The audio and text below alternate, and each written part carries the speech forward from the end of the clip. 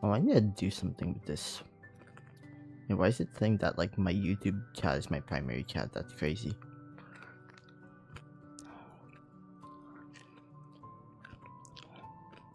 But yeah. Welcome everyone. I'm Fornesus. To be 100%, I'm listening to a different stream right now on my headphones. Which got me thinking a lot.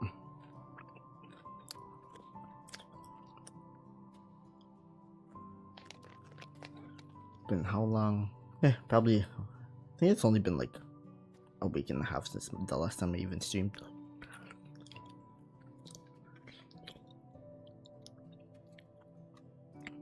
But today's like my rest day. And it's just like, okay, well, since I am, a few weeks out, about a month out, until I graduate with my degree in data science, I might as well start to talk about more about politics. More about the things I'm gonna be studying next year while eating M&Ms.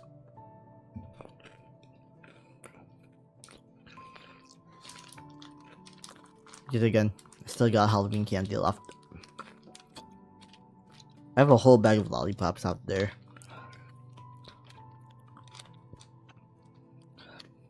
And it's just like, nope. I'm probably not gonna finish that for another like 6 months. The M&Ms I can finish easily. These are my last bag of M&Ms.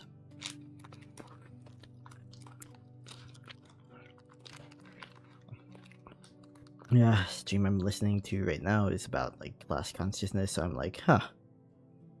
I have a lot of thoughts about class consciousness. I do.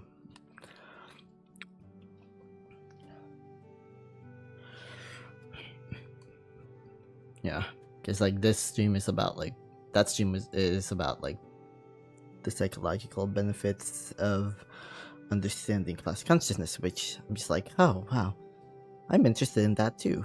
That's actually the entire reason for why I am about to start a new program next year, because that is literally what I want to study.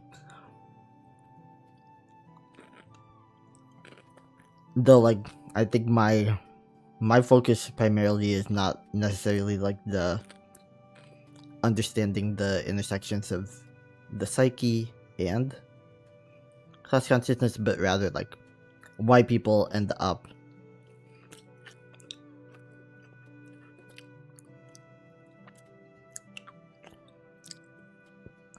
staying down, like just like being content with staying down, right?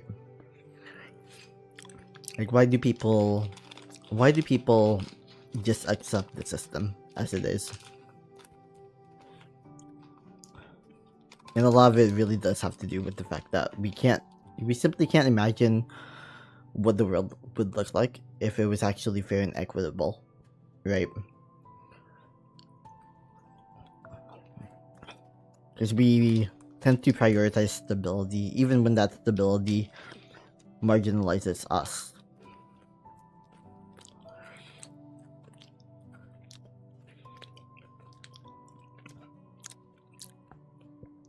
Then unfortunately a lot of us don't realize either that like so much of the choices that we are allowed to make are like they are like funneled basically. We simply have the illusion of choice rather than the actual ability to determine our fate. And what ends up happening with that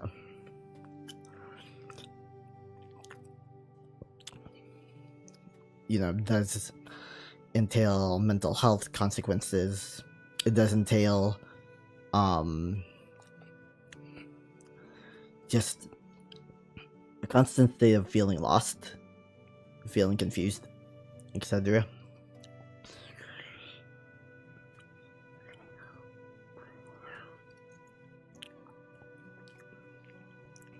So it's just like,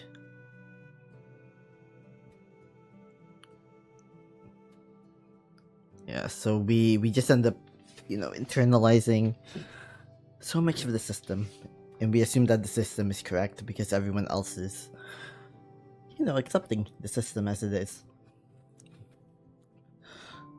But the reality is that we can do a lot better for ourselves than each other, a lot better for ourselves and our neighbors. Yeah, like earlier in the week, I basically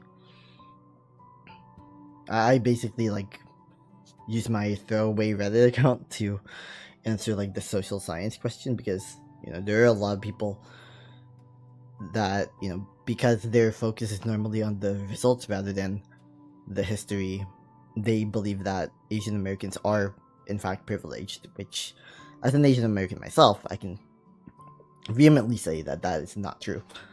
There is a reason why we are constantly othered in American society, and to an even larger degree in other Western societies in general, right? And it's because we are expected to uphold the system rather than to actually be the builders ourselves, right? Like if there's an Asian American CEO of a large tech company like Google, right? Like Google CEO is Asian, Jensen Jensen Huang, I think that's his name, of Nvidia. But we have to recognize also that they are not necessarily builders, they are upholders. They keep the system as it is. And so, like, the reality is that we're not really encouraged to build things necessarily in the same way that wealthy white Americans are expected to build things, right? It's all about management, it's all about competency, etc. And that's kind of like the societal role that Asian Americans are given as a whole, right?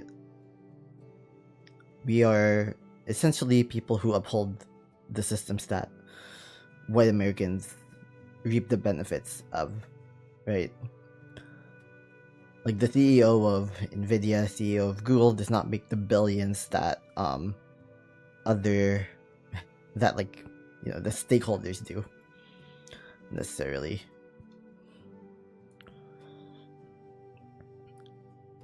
And so for me, it's just like, okay, well, we should probably think deeper. And so I was just like, well, we are placed in this system, but ultimately many of us have backgrounds that are marginalized, right? Like you go to the Philippines, that is not a first world country. You go to India, that's not a first world country for a reason. There might be a lot of billionaires, there might be a lot of like elite that are that steal by corruption, right? That steal the people's wealth by corruption. But ultimately, those nations are not in the same league in terms of like being first world, and there is a reason for that, right?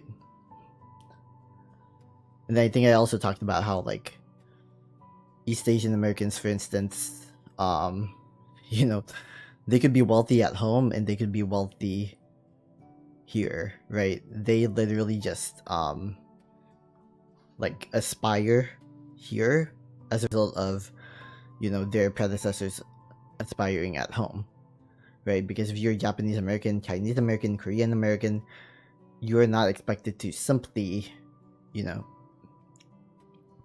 be content with having a bachelor's degree. You're encouraged to get higher levels of education if possible. You're encouraged to aspire to keep up with the Joneses in your own communities, right? And in the Asian American community as a whole. Whereas if you are a Filipino American, For instance, if you aspire to the model minority myth, many don't. Like, my siblings don't necessarily aspire to the model minority myth, but I have had to, primarily because I am disabled, multiply disabled.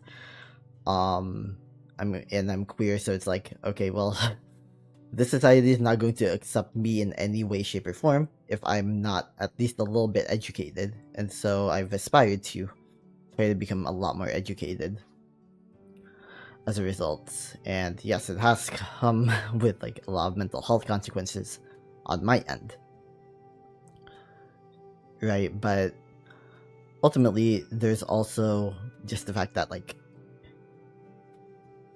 many Filipino American families literally support like their own families at home, right? In the Philippines. Like, we have one of the highest remittance rates of like any ethnic group in the US as a result. And it does make sense because, like, the whole reason why the family roots for, individuals within their families to move to the West, to move to Saudi Arabia, to move to the US, to go to one of the Gulf states, to go to Lebanon, is because they will make money there. They will earn money there. They will be able to send money back home. Right? And so, of course, it makes sense that even here in the US, where, I guess it's expected that, like, the system is more selective in terms of, like, choosing who is allowed to come here legally, right? It's still the case that many of our families, including my own, still send money back to the Philippines. Or at least my parents did until, like, my grandmother passed away. And so that was kind of like that's kind of the situation for Filipino Americans, for Asian Americans as a whole. We have differing reasons to aspire to the model minority myth, but many of us do for those various reasons, right? We play a role because we know that it's the safest thing for our families, right? So yeah, I'm gonna eat these M&Ms in silence and listening to this stream in my I don't know. I feel like you were talking about something important, and I was talking about something important, and so I was like, I have to say something.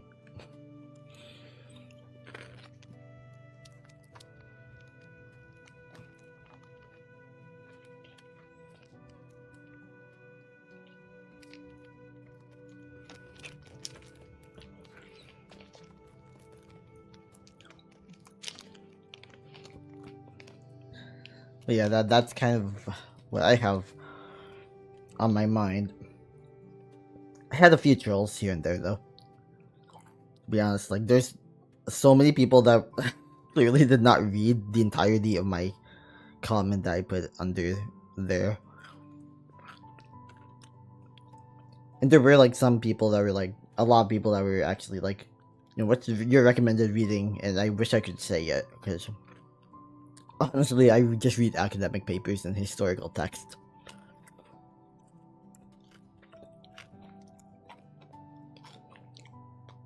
And, like, I'm not one of those people that feel comfortable just telling someone to Google it. You know what I mean? Because the US, like, the US education system, even, there are people who have bachelor's degrees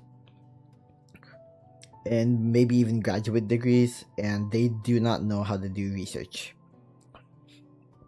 properly. So I feel like it is irresponsible for me to just tell someone, like, just Google it. Not only is it, snarky, but it's also just like, you're not gonna benefit from Google, unfortunately. Like, there are some things where, Google is enough, where Wikipedia is enough, but there's other things where no, it's not gonna be enough. You need to have this prerequisite understanding already to be able to understand certain text.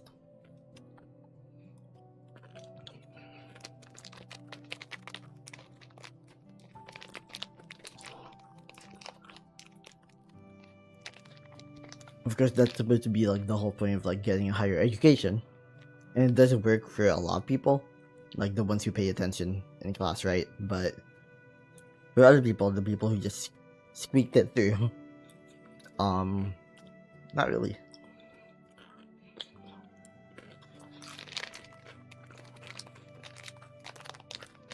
And I think it's okay to acknowledge that, like, not everyone is meant for higher education in terms of like getting a 4-year bachelor's degree, getting a master's degree, or a PhD, etc.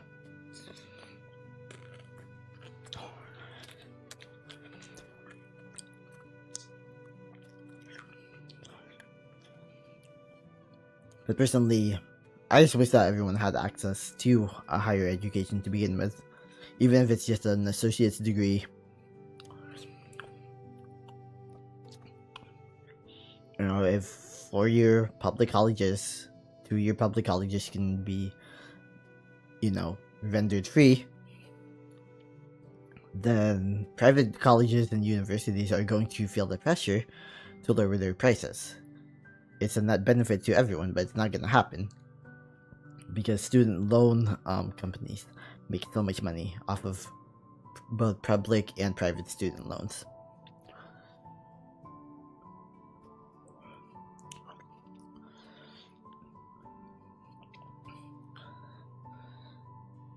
But yeah, that's kind of like there's a lot to talk about in terms of like gaining class consciousness, political understanding, etc. Right? Class consciousness, systemic consciousness, because although I'd love to say that race is a form of class, because it is by all accounts, a lot of people still do just recognize class as being economic, solely about economic and social status based off of economic metrics like wealth, income, etc., rather than the broader picture.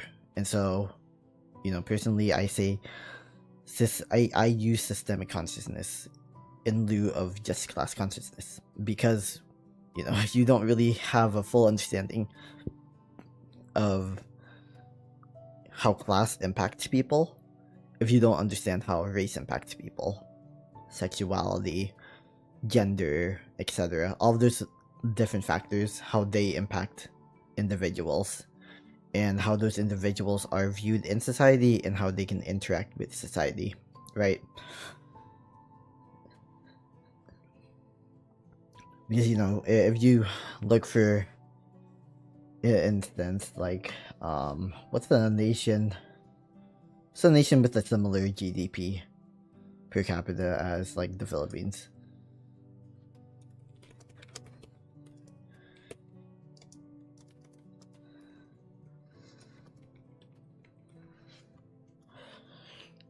Let's see. Vietnam, Malaysia, Bangladesh, and Iran. So they all are people, like people from those nations would all fit within like the model minority myth. Maybe not such a good idea to like. Okay, I'm kind of surprised that Malaysia has a lower has like around the same GDP as like the Philippines. That doesn't make sense to me.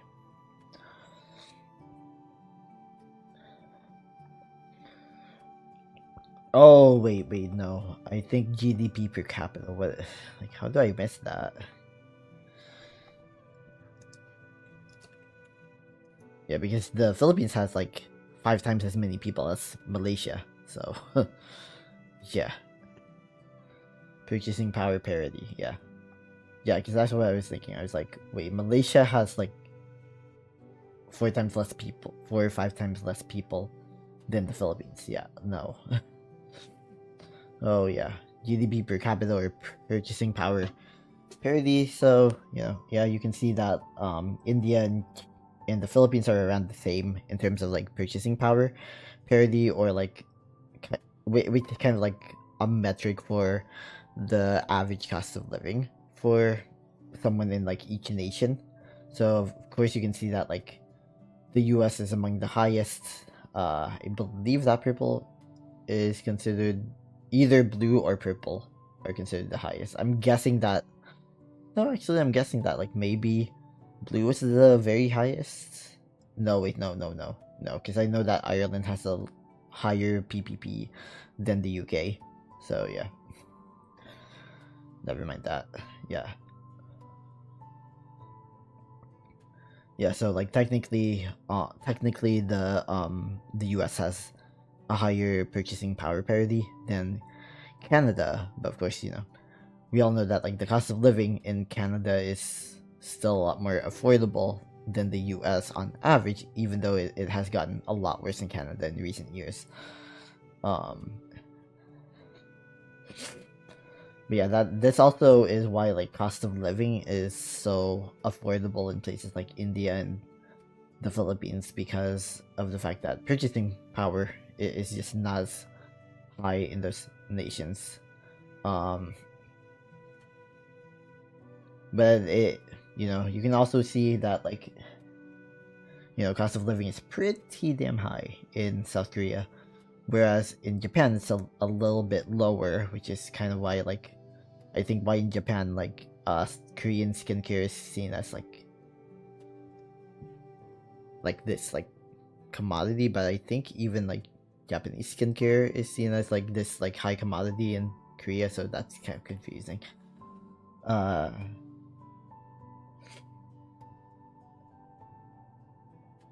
yeah, I mean that's kind of why like the like the peoples at least of these two nations are like so, I wouldn't say similar, but they kind of have like an affinity with each other despite like their government differences, the obvious issues of Japanese war crimes, which by the way the US quite literally refused to allow Japan to properly pay reparations or to properly give restitutions to nations like Korea, because they wanted to be able to hijack the Japanese economy as soon as they possibly could.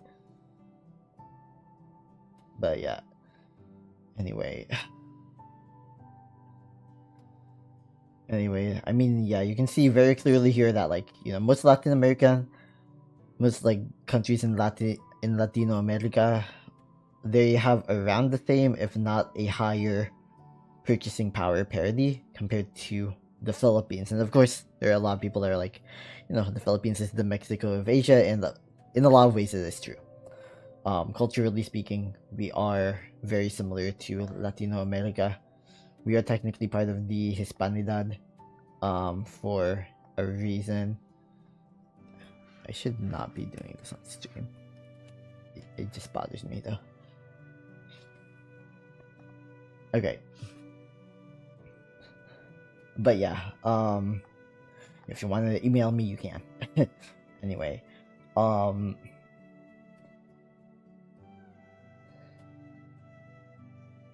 yeah, you can see that, but in the US anyway, in the American context, the reason why Asian Americans as a whole, even though most of Asia has around the same purchasing power as the average Latino American country, is primarily because of the fact that like the fact that like there's like selection, right? There's self-selection. The most educated people are normally the people who are able to come to the US legally, and while there are many undocumented Filipino immigrants, they are more or less still a minority, right? Around like probably 10% of the Filipino American diaspora.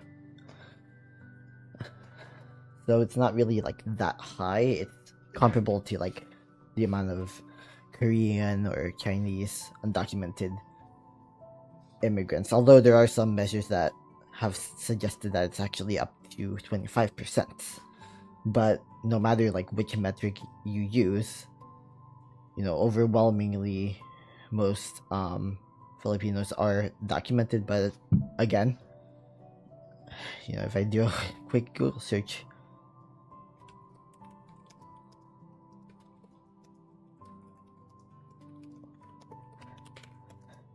you'll probably see that most Mexican Americans are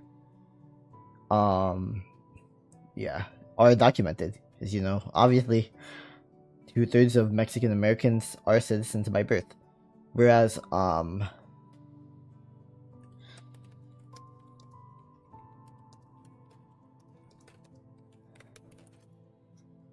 who are immigrants, around half of Filipino Americans are immigrants, right?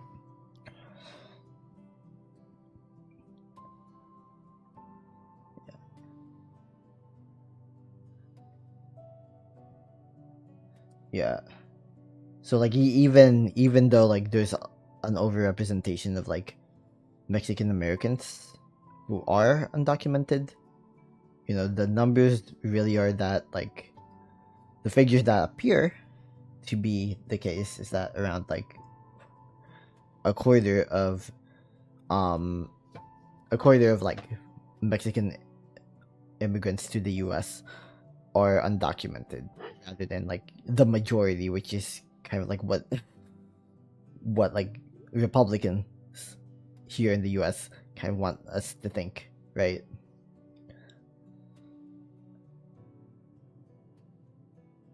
Yeah, exactly. Varies by source, so science is direct, but yeah. So there's like some variance here. I would say that like if they are able to do this, if they are able to get like this much data, this much like categorization, I would probably trust this a little bit more, right? And this is really about like data literacy as a future data scientist. Arguably, I'm already one, right? But yeah, so yeah, you can see you can see that like even though most Latino Americans come from nations with a similar purchasing power parity, if not higher purchasing power parities than China, India, and the Philippines. Chinese Americans, Indian Americans are literally two of the wealthiest socio-economic, socio-ethnic groups in the US, right? And Filipinos are not far behind, technically. Though, like, if you look at it by source, some will suggest that, Filipino Americans have, more similar incomes as Southeast Asian Americans as a whole, which does make sense. Because there can still be selection bias in terms of like who is being pulled for their salaries, right? That can happen. That can be the case.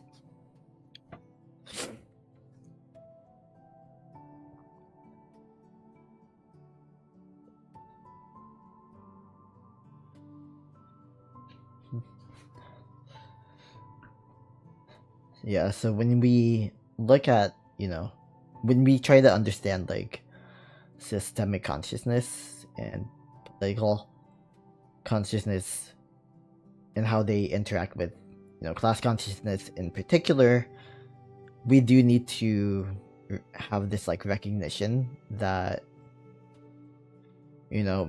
maybe there's more to the story than like the end result, right?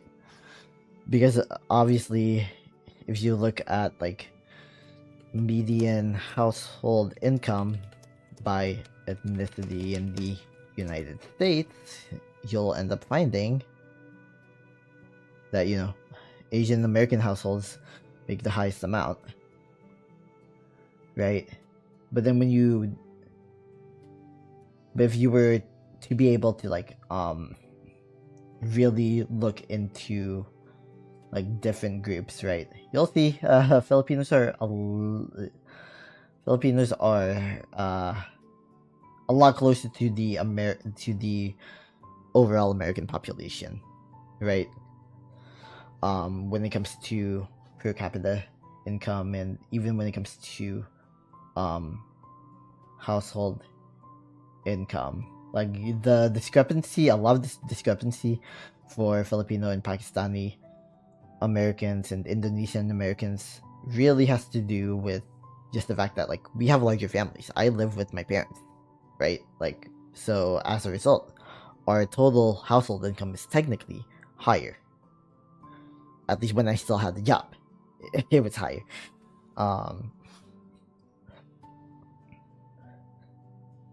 Yeah, but as you can see, you know, per capita income is barely higher for Filipinos than it is for the total American population, and it's actually lower for the average person of Vietnamese descent compared to the average, you know, American, right?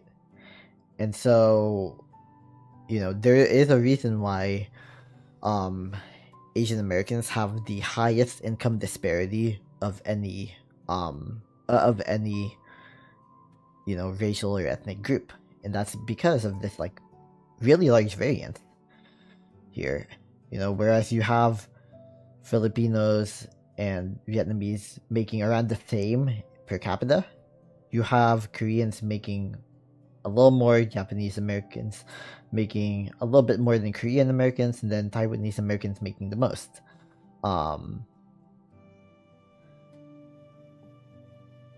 And then you have like some of the higher household incomes as a result of the fact that, you know, the kids live with the parents. Right? The kids still live with the parents. And so like when that is the case, you know, yeah. Oh yeah, and of course you also have to like understand like why in the first place is per capita income even higher for these groups compared to, you know, for these groups you know, Korean and above, right? Compared to you know, these groups who make below on average below the American US average. A lot of it is also because of, again, self-selection. Working in STEM fields, you know,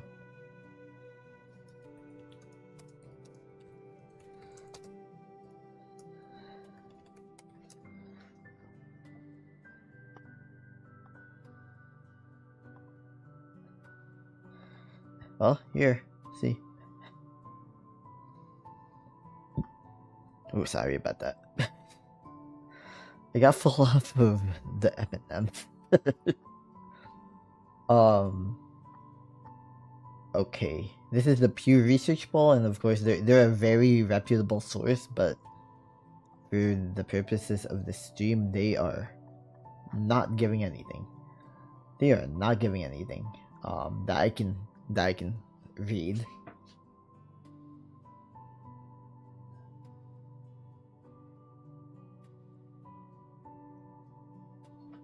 But yeah, you can see here that you know, the average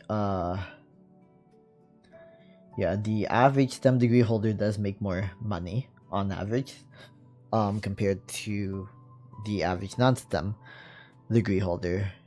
And if you disaggregate like rates of like STEM versus non-STEM jobs by ethnicity, I don't know if they actually have this available anywhere. Oh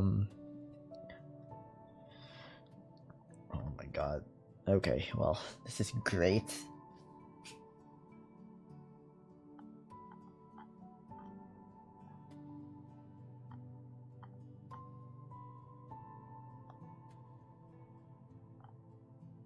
Come on.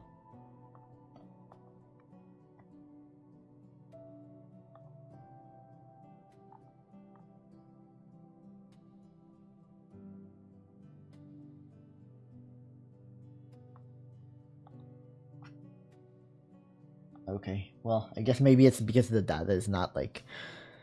Wait, maybe. Oh, that's from fucking 2018. Okay. So yeah, one of the important things to note in like data science is like you need to make sure that the metrics are actually valid. Still, 2018 was before the pandemic. For fuck's sakes, like, yeah, no, that's not gonna be valid.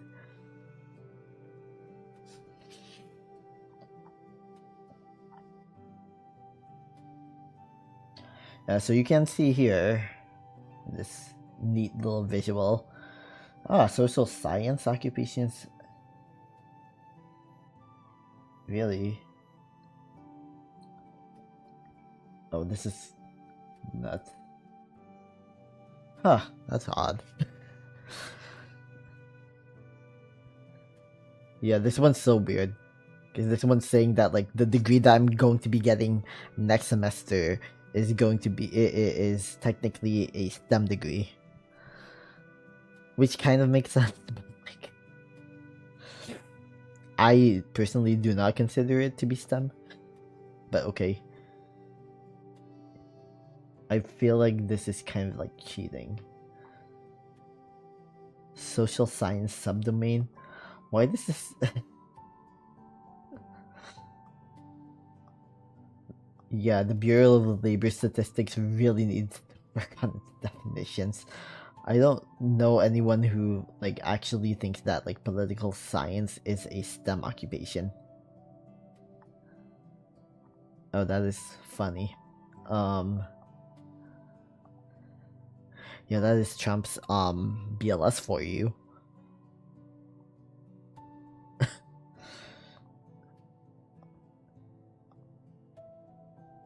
Oh god. So many notifications from that. Like, this is my fake.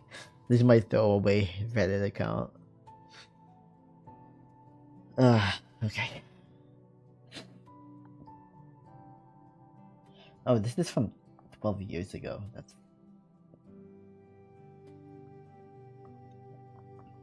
I mean, technically, what the BLS had is correct. It's recent. It's correct. It looks right.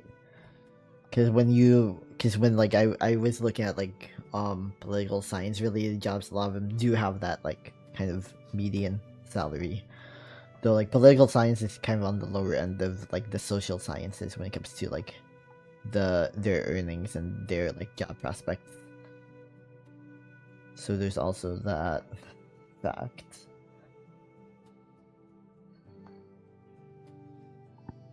Yeah, I'm trying to find like a good I'm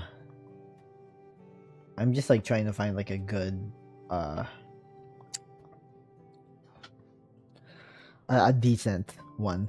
A decent type of like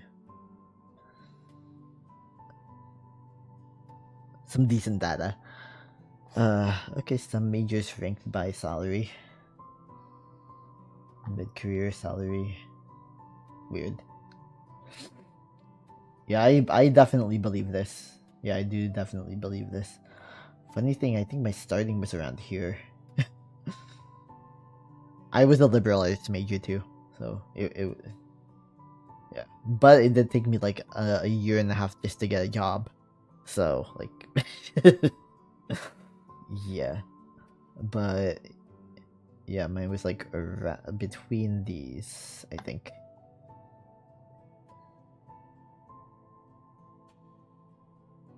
I think that's why my mother, like she's still like really salty about me like not wanting to stay with that company. Because she's like, you were making so much money. I'm like, okay, but like I'm not happy. I don't know what you expect me to do, like fall ill and just like deal with it because of the apparent money. Like I don't know how or why you think that would you know, be a good idea.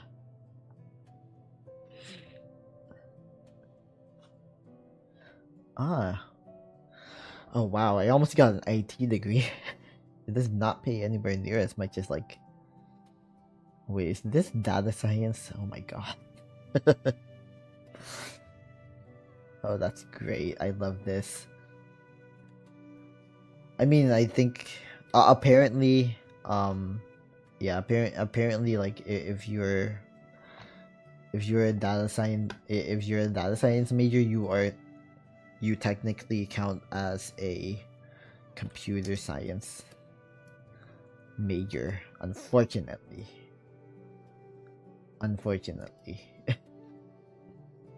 Yeah, no, okay. So it's definitely not data processing.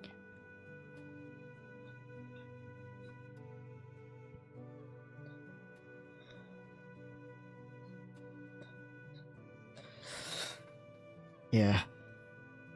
But yeah, you know, as you can see, like my ADHD is acting up, but also like, okay, average starting and mid career salary by major. Yeah, because like someone with a master's in data science is obviously gonna make more than someone with just a bachelor's on average. There are notable examples of where that does not necessarily apply. Like apparently with like the IT program I got into that never accepted and still refuses to accept my rejection, that was the case, which led me to be like, oof, I don't know about this.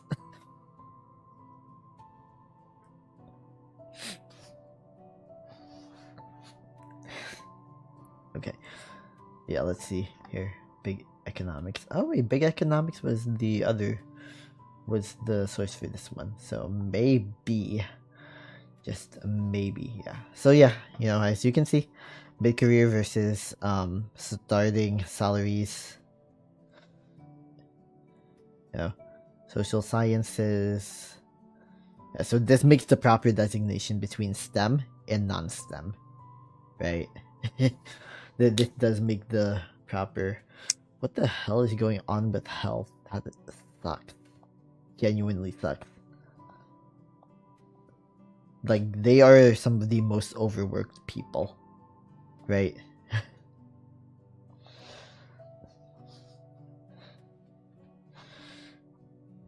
But yeah, I guess I don't know why they make these like weird designations between like STEM and health. Like, what do you think STEM means? Like, what, like health is part of STEM.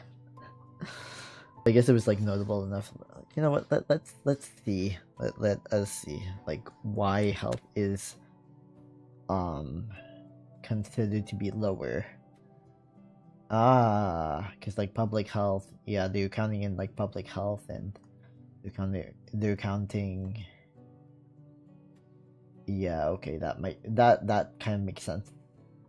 Okay, yeah, I guess that does make sense because public health is like being counted as well, right? And I guess, you know, anything dealing with the public sector is gonna pay less, unfortunately, in the US anyway.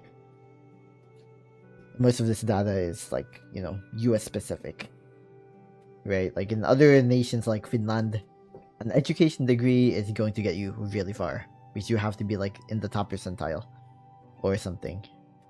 You have to be like a top student to be able to become a teacher. You have to be a top student in order to get into a master's program in order to become a teacher, because over there you need to have a master's degree in order to, you know, teach a subject. And that's why teachers are seen as, you know, being a prestigious occupation in Finland, I think.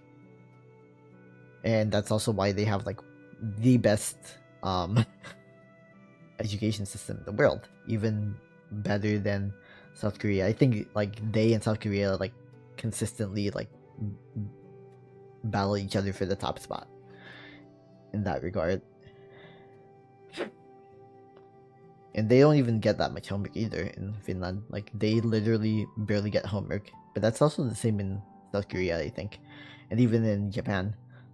Like, that's why, like, there are, like, these Japanese kids that can, like, make businesses and stuff like that.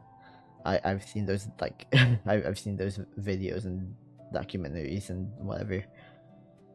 Because, you know, they have a lot of free time. Whereas here in the US, you gotta do homework. And, like, if you make a business happen successfully, doesn't matter, you still have to do your homework. Or you have to, like, get homeschooled. Yeah, that's different. Well, this is interesting. Look. STEM makes higher than, you know, any other field. However, it's like only marginally higher than, like, at the start of their careers, marginally higher than, you know, liberal arts majors. And, you know, like, I was a liberal arts major. Now I'm doing a STEM degree, and then I'm soon going to be doing a social science degree next year. Yeah. So again, ADHD. Why did I point this out? Well, because, you know, well, first off, I guess we should look at, like, the mid-career salaries, which, yeah, way higher. You know, like, Asian Americans do not usually have liberal arts degrees or education degrees. They normally have, like, business and STEM degrees. Like, by and large. Is this kind of anecdotal? Probably anecdotal.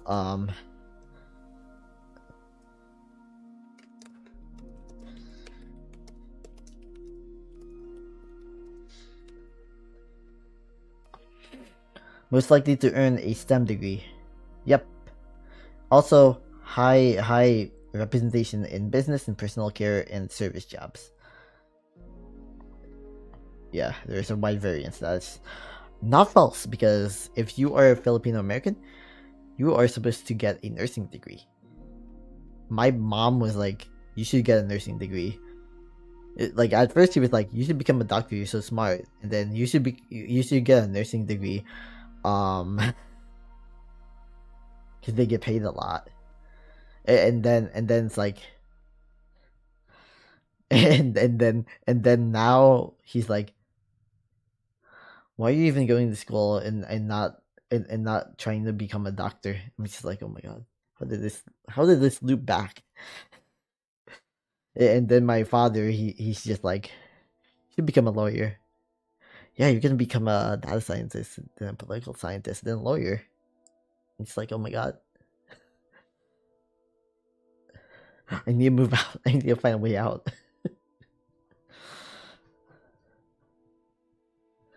I mean, honestly, I am blessed that I have my parents, since it's like, life can be a lot no matter what. Like, even back when I was working at, like,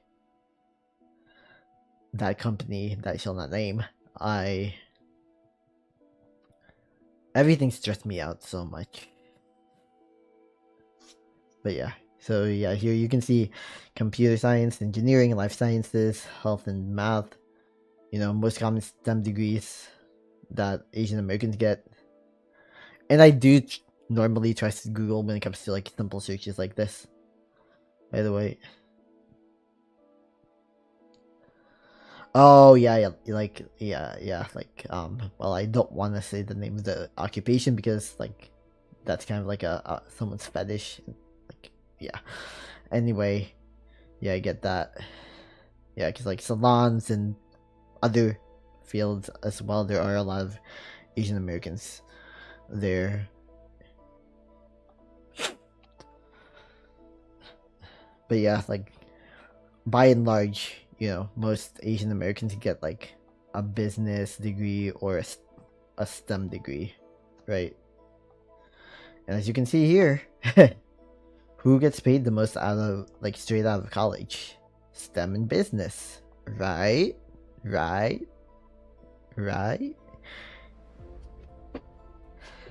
And so how does this relate to this data?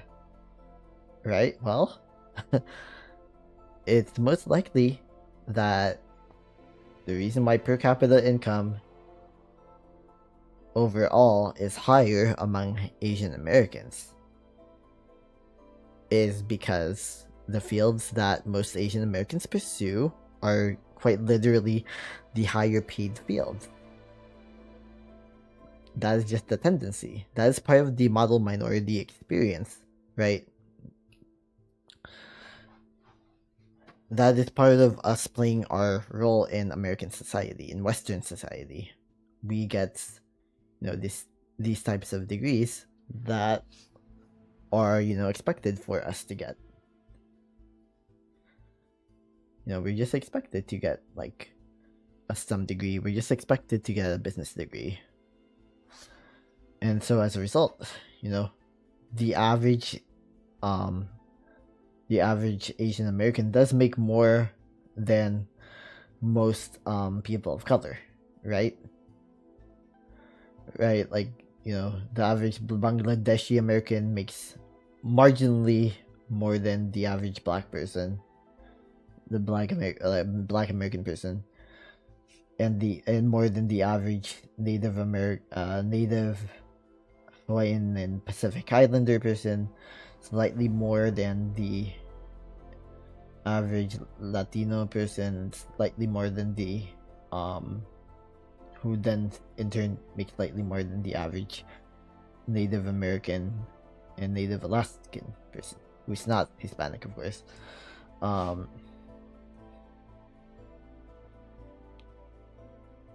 Yeah, and after that you have the Hmong and Burmese populations, because of issues like being from war-torn areas and literally coming to the U.S. as refugees, right?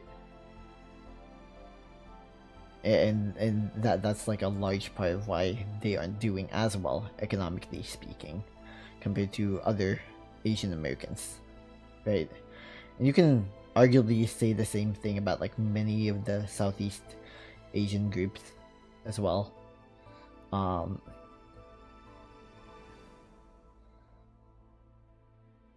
Right, but then there's also like the factor of self-selection, right? Like in recent times, like Vietnamese Americans, like Vietnamese people who come from Vietnam and immigrate to the US are going to be more educated than, the average Vietnamese refugee who came here during the midst of the Vietnam War, right? And then also the kids of those refugees, they aspired in their new homelands, right? They made sure that, their parents' direct sacrifices were being honored.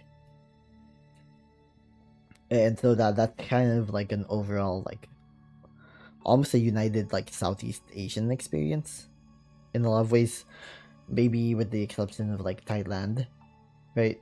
But, like, still, like, well, not even the exception of Thailand, because, like, obviously there were a lot of times when, like, recent times when Thailand was not necessarily that economically well off, and so even they had like children who emigrated to even they had like immigrants from Thailand and other parts of Southeast Asia going to the US and aspiring to like the model minority method if they can, because of like that context of like our parents, like it's just that our parents went through hell and back trying to get here to the US, right? And that's why I personally feel some type of shame as like a Filipino American sometimes, even though as a Filipino American I'm expected to make slightly less than the average white person. Apparently I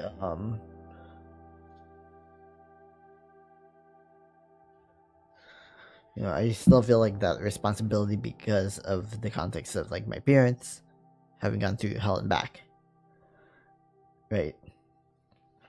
And so for me, this is like part of my own like systemic consciousness, just having this understanding, like why are the results the way that they are?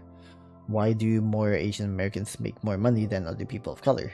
Well, it's because we simply have been encouraged to pursue STEM fields, STEM and business fields, right?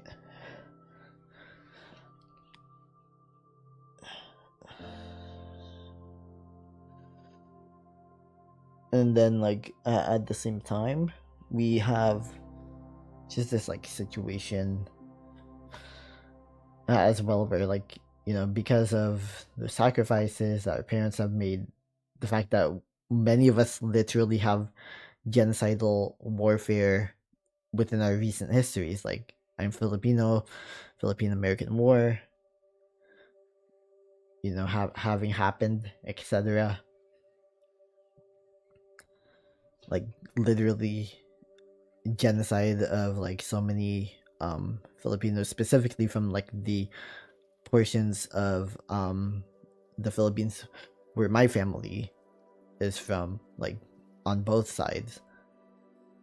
I feel I like I as much as I can empathize with, like I can very easily empathize with like people of color with their own experiences with genocide, enslavement, etc. But at the same time, I feel the pressure to, like knowing that none of my grandparents graduated from high school, knowing that my father literally has like the highest educational attainment in our like immediate family right now. When I get my master's, I'm gonna have the same attainment as he, but that's in like 4 weeks apparently. And so there's a lot of pressure to that is placed on us, like even when we have like no role models, right? There is a lot of pressure placed on Asian Americans, even when their parents are not necessarily like college graduates or anything like that, right? There's that pressure for us to financially succeed and bring up the family. And so that's kind of where my own like sense of systemic consciousness is at play, because I want to believe that a better world can exist, one that is actually caring about people, one that's actually about like ensuring that like the people have power, that we have our self-determination, so that we don't have these disparities that bring certain groups down, including Asian Americans. And it's really in fact the reality that this experience is even pertinent into like for Asian Americans is even more reason for me to believe that we have more in common with people of color, with other marginalized communities, than most of us are assumed to have. So again, why do Asian Americans make more money? It is because most of us pursue STEM and business fields during our undergraduate careers, right? Most of us pursue STEM and business degrees. And also at the same time, most of us also have like many of us also have parents who already earned a college degree. Though for my case, my father didn't actually go to college until I did. Right? Like, so I was functionally first gen. I'm no longer considered to be first gen, but I am functionally considered to be first gen. And so I still have that like my LinkedIn profile and whatever, because it is true. And so like more of us have parents with college degrees, which makes it more likely for children to have college degrees.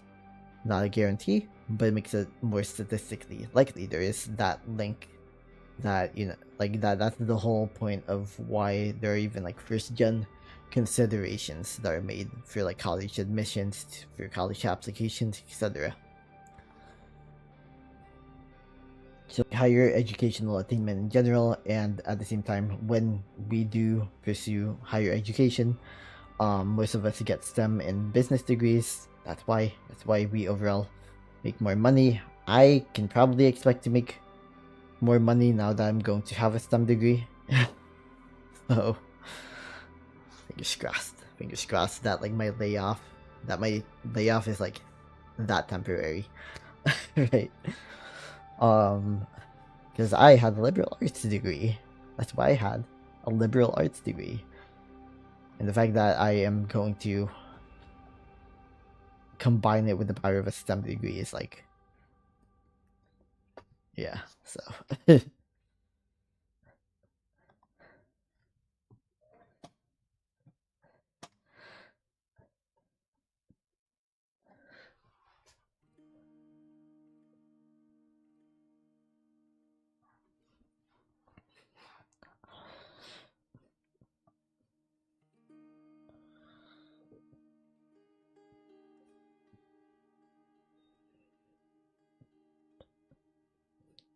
Yeah, that's also why, like, you know, class consciousness, systemic consciousness in general, why it's very important to have a framework like that that's pertinent to literally anyone, right? You know, some people see, you know, like this specific data and extrapolate that, you know, Asian Americans don't need liberation. We don't need help. We're already working well within the system. But of course, that assumes that the system is actually working for us rather than us having to adapt to work well within the system. Right?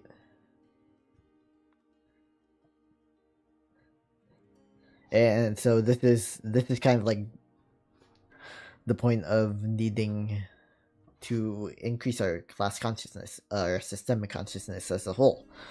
Just the fact that like many of us literally do not know like what life looks like beyond the confines of this system here in the US. You know, in the Philippines there's like a lot of corruption, but like very little change is happening. And even when it happens on the streets, it's kind of disorganized, right? And that's because many Filipinos simply accept the system for what it is. So ultimately, the system is not built by Filipinos in the Philippines. It's built by American investors in the US, by European investors, by Japanese and Korean investors. You know, there's a lot of hands in the pot in the Philippines, in the Philippine economy.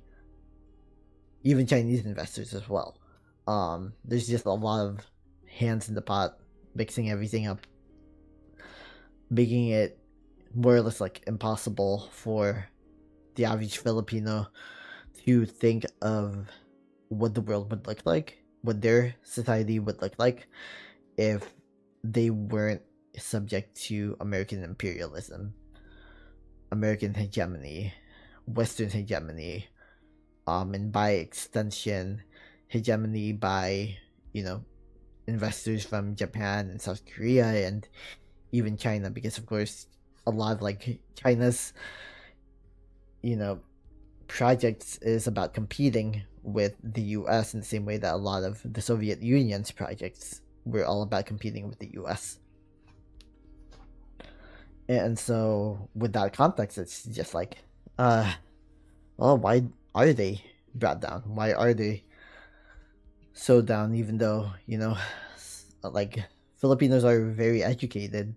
I believe that like they're I forget like what the rates are.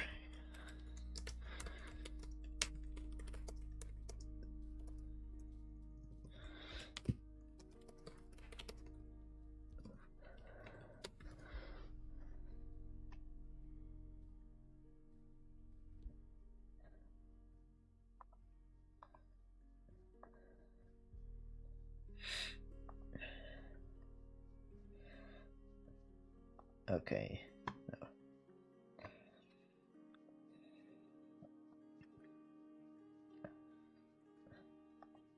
Yep, number 20 in the world among at least these like countries that were surveyed, right? So yeah, there are more Filipinos than Spanish people with like fucking college degrees. Right? So that's kind of crazy when you think about it. And of course, this is why it's a lot easier for like, you know, Filipinos to migrate to the US because, you are advantaged in like the visa system if you have a college education already, right?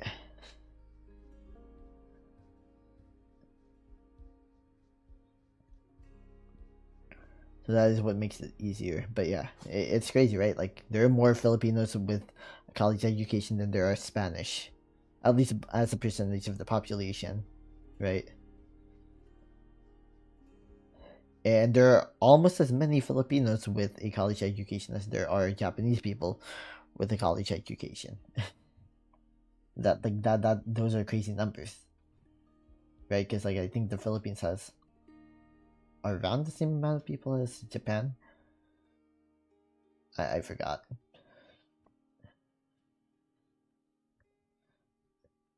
So like even when you look at like these like this data about like who has the most education out of you know any nation, right?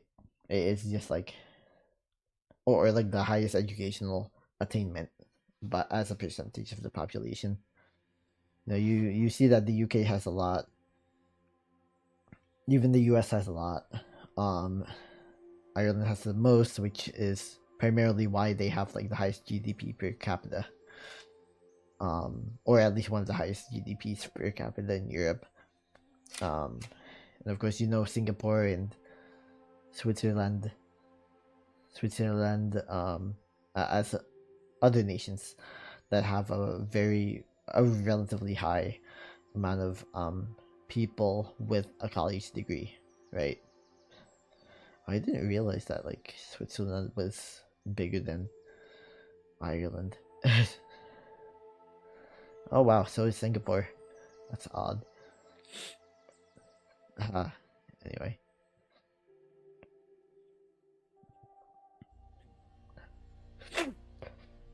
Yeah, so then you have like the UK, the US.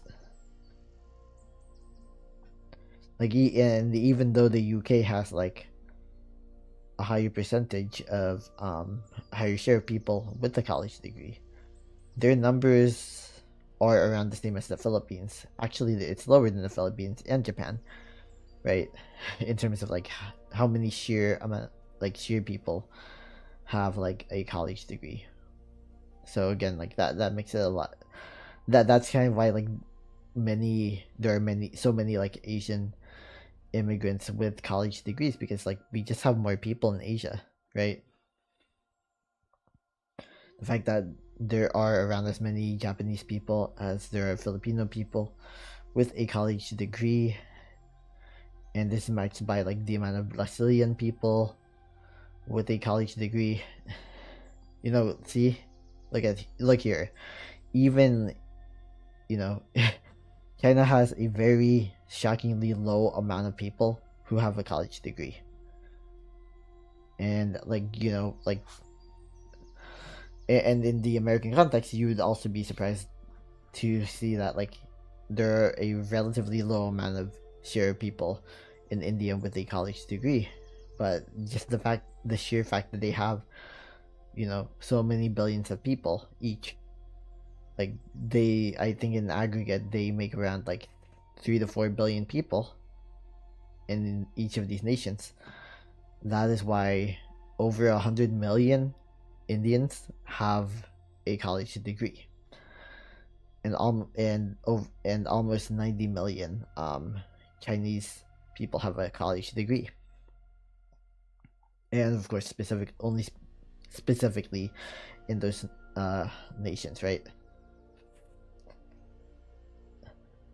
And that's why, that's why there's so many like tech companies that are emerging in India, and there are a hell of a lot of like AI advancements in China, because they have the numbers. Even if overall their figures are lower, their proportion is lower, they are overpowered by the sheer amount of like people that they have in their respective nations. So yeah, like this is another factor for why this is the case. Asia just has more people. So as a result, when Asians move to the US, most of them have some sort of like college degree or other credential, right? And as a result, they have children who are more likely to also obtain those credentials in the US. And as a result, and then at the same time, more Asian Americans pursue STEM degrees or business degrees, and then as a result, you know, Asian Americans have the higher income, by race or ethnicity compared to Black Americans, Latino Americans, Pacific Islanders Americans, and also Native Americans, and that's primarily why.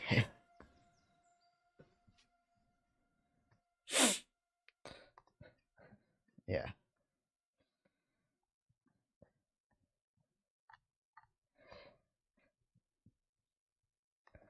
and of course, like they're yeah. Of course, there are people that are like, well, why isn't the Filipino education system as it's not as good, and so the degree is worthless. But keep in mind, there are specific institutions that rank pretty well in terms of like their global ranking. So like I think the University of the Philippines, like me going to Boston University has nothing to do with this. But like the QS rankings, I think they're like the top tier ranking. For like just global ranking, they're like they're like the U.S. News and World Report, but for the world. Yeah, so they rank they do rank the University of the Philippines, which is the highest ranked institution in the country, at 362. Still pretty competitive, because like it's around the same as the university I'm going to go to, which is ASU, which is ranked around 200 or so, right? I think. Is it like 200? Oh no, 173. Whatever. Shit. um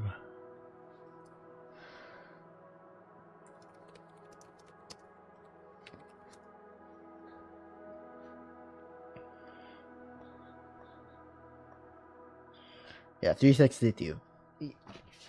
Close enough, because my alma mater, my original alma mater, is the University of Houston, and for a while they were ranked around the same as the University of the Philippines. Actually, that's a lie. I think that's a lie. I think in the Shanghai rankings they are ranked higher, but like on these specific rankings, not so much.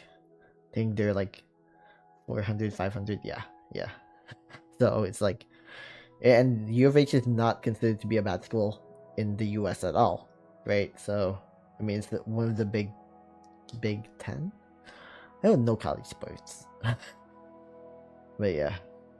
So like there are these differences, these nuances, and of course my current school, and soon to be added as my alma mater.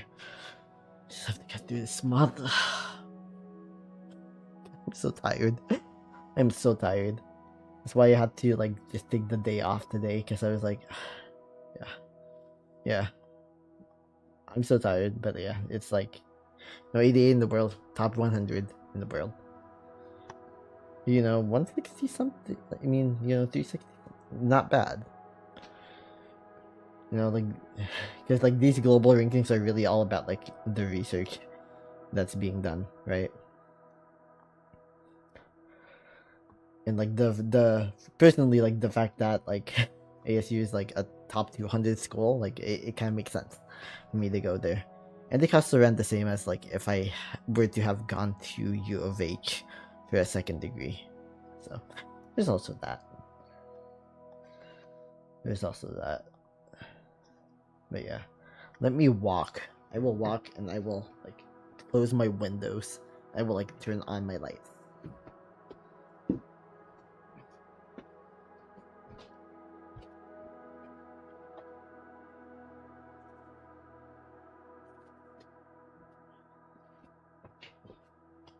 Be right back.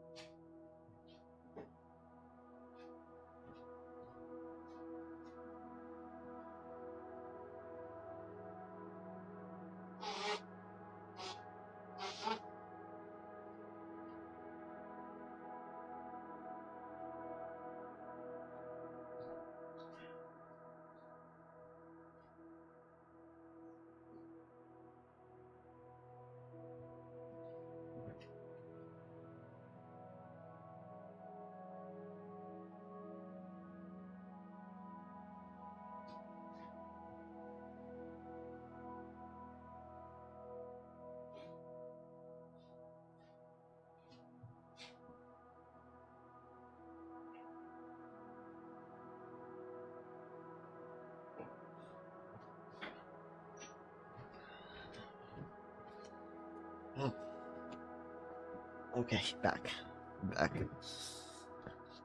Yeah, I'm guessing this is gonna be one of those streams where I get like no chats again. Oh well. What am I doing?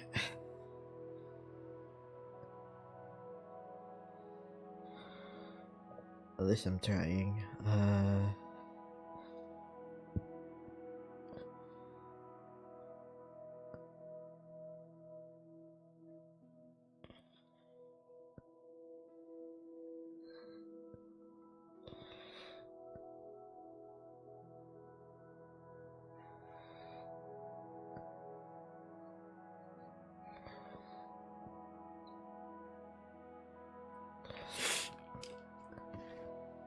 Okay, I really just feel like listening to the rest of the stream. I'm pretty sure it's gonna end soon.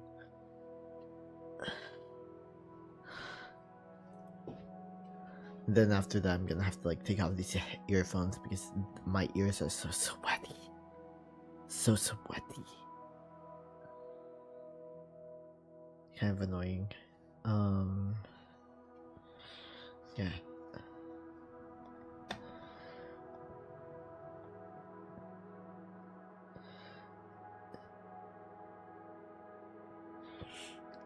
Oh, yeah, see? Here. Here. This is another stat, right? You know, in general, see, like in general, the share of like white and other and like basically overall.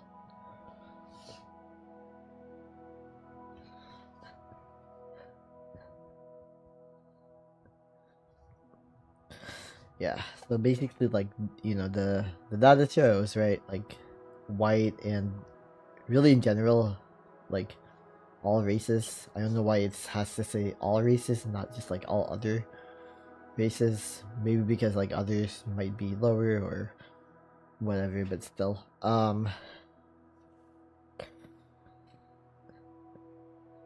Yeah. You know, around 18% have a STEM degree. 18% of Asians specifically have a STEM degree, which is not a surprise.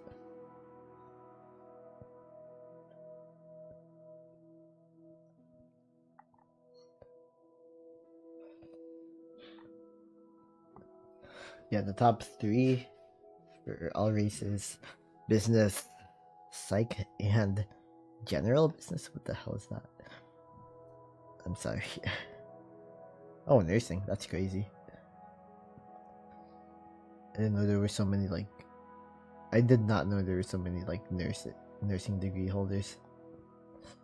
Makes sense, but yeah. Yeah, I know that for like Asians, there are a lot that are like comp sci majors, and oh god, does that mean me? I guess that means me too.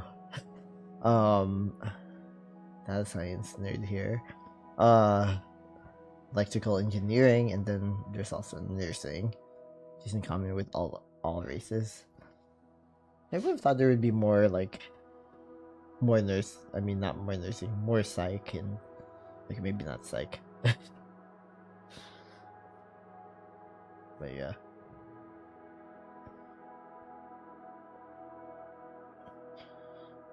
Yeah, this is. Yeah, this also plays into this, right? Just like double, you know, that kind of. Not even double, man. Like basically quadruple. No, not quadruple. Why am I not doing data science correctly? Almost triple.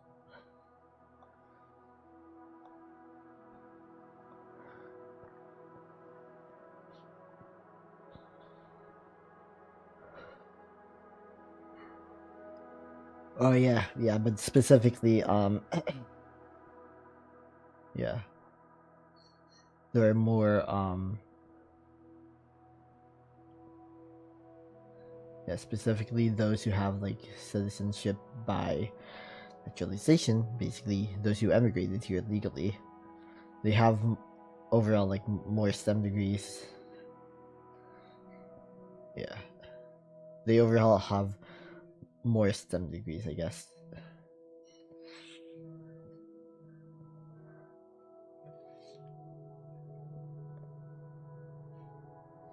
And then like H1B visa holders are like probably a lot of like the Asians with no U.S. citizenship.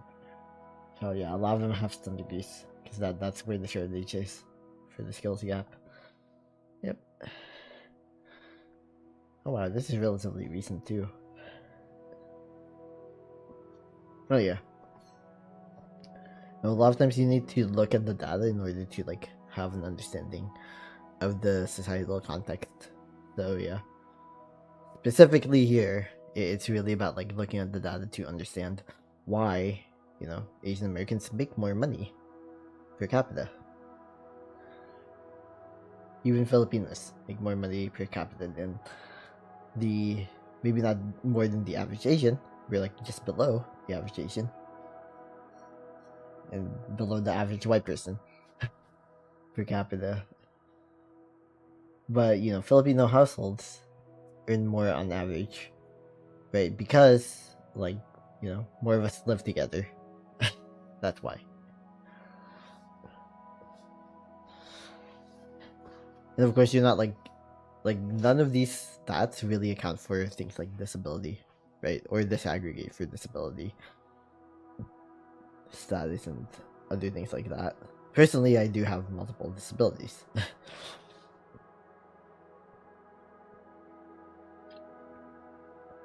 Yeah.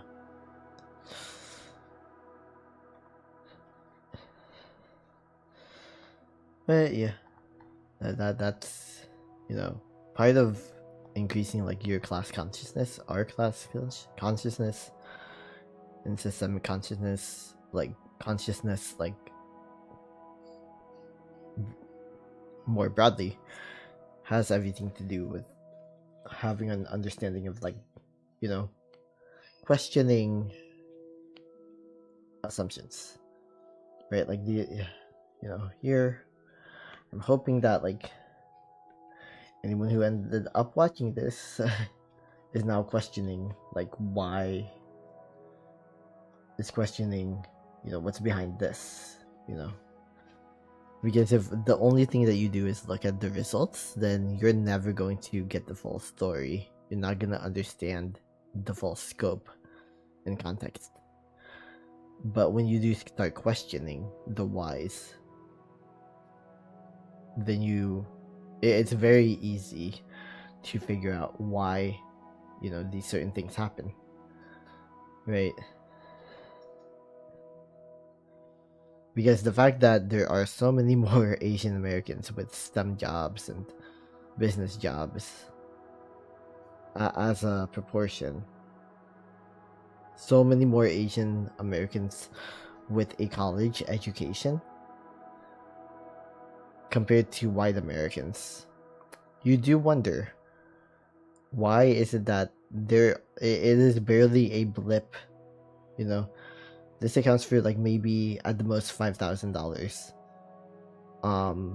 higher on average is like the earnings of like the like the income of the average Asian person is barely a few thousand higher than that of the average white person, and this does not disaggregate by factors like educational attainment or anything like that, right? You do have to wonder. And it is because of the fact that Asian people in general with the same level of educational attainment and background as the average white person will probably not earn as much, or if they currently earn more, they probably are stuck at the bamboo ceiling, right?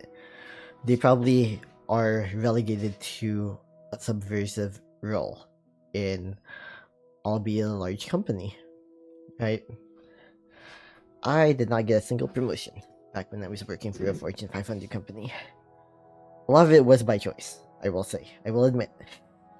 A lot of it was by choice because I did not want to have more responsibilities that would make me more entrenched into the company. Because I knew that I could not do that long term. That's besides the point. Yeah, so you can see here, like, this is the importance of challenging our assumptions, right? You know, a difference of around 5,000, maybe it's more than 5,000. I can't say for sure.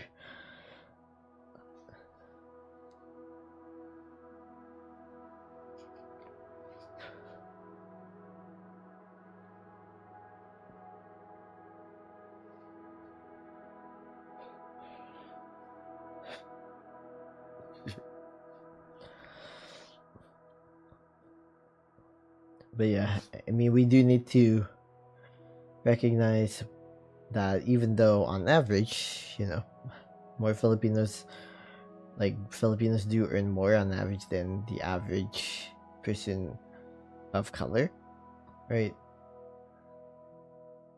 Even though that is the case, um,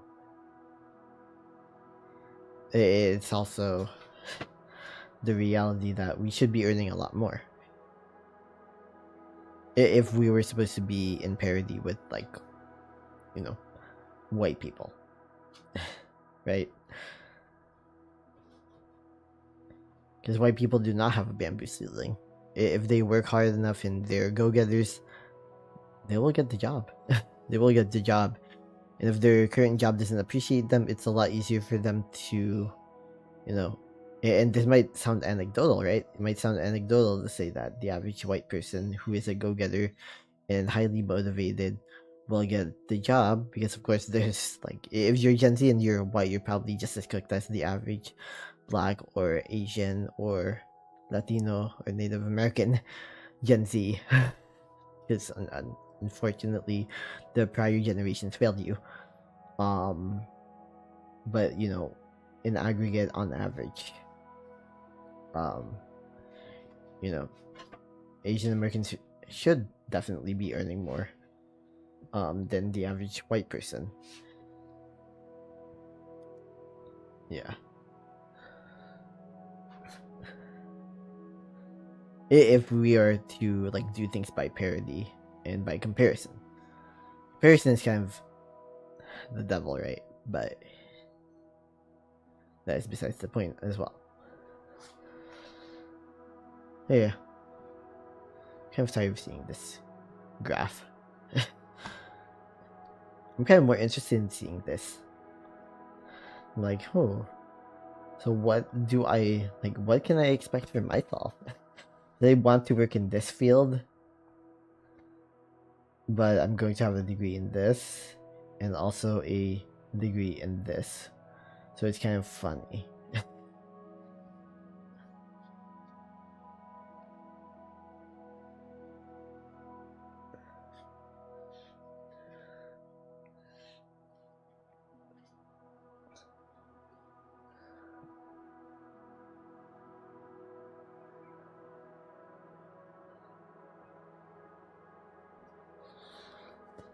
I think maybe I should, like, write down, like, the questions I have for my interview.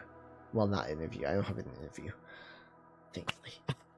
But I do have, like, an intake session with an ASU counselor, and I also have kind of like an information session, a short one. Hopefully I can make that one, like, really quick.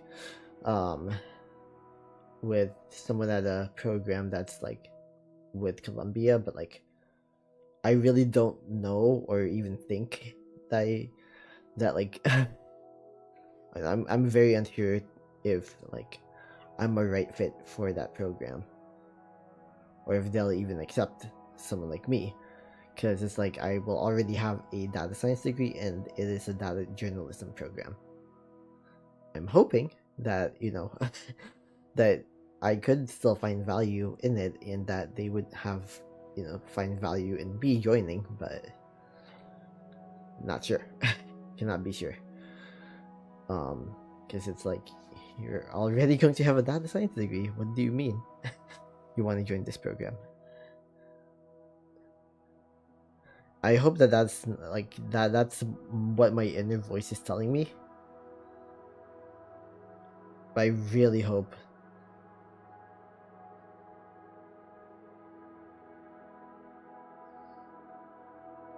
Yeah, I just really hope that like that's not what they're going to be doing. That's not what they're going to be telling me. But I kind of have a feeling. So I feel like if I write out like what I want to do with like the things that I learn in that program, that I could learn that program if I get in, then that might help me, for tomorrow.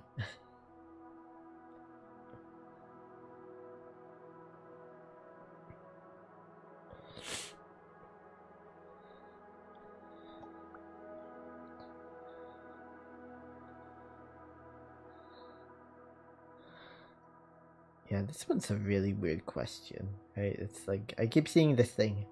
Restart your life at the age of 10 with all the knowledge you have now.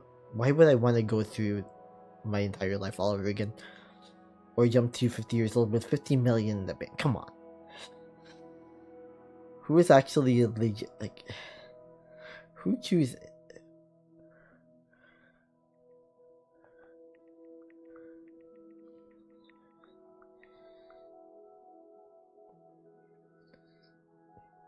No, like who the fuck would choose that? Okay.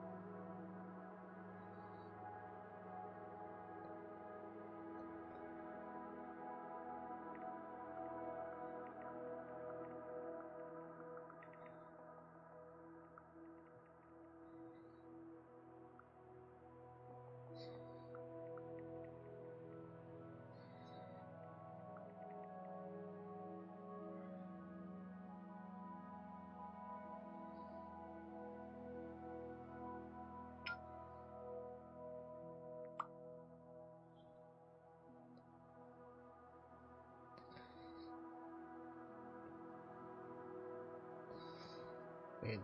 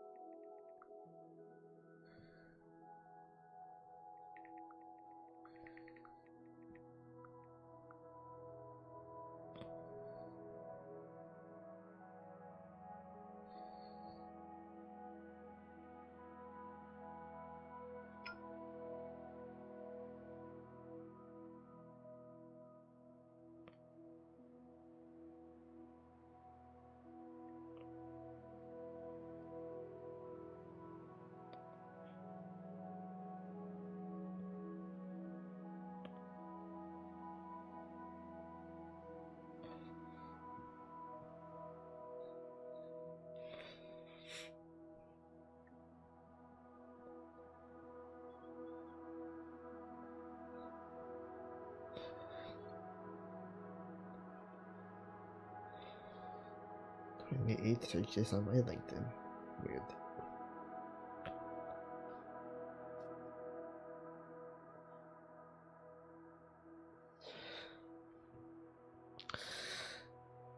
It's so weird to me that like people with a psych degree consider themselves liberal arts majors. Because I'm like, wait, that's not liberal art. Okay.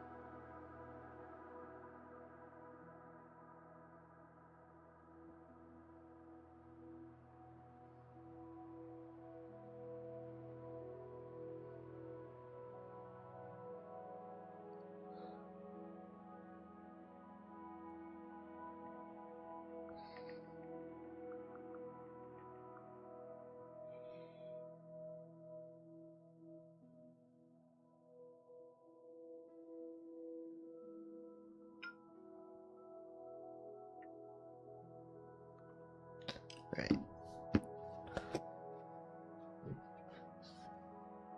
Yeah. I don't know.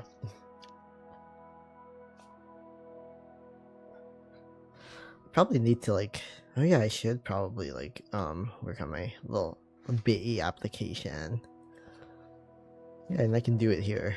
Ooh.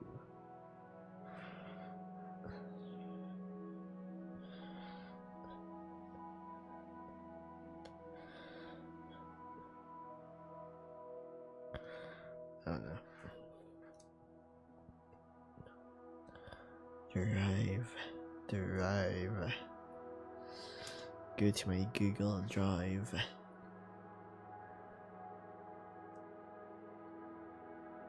What the hell? What the hell is this from?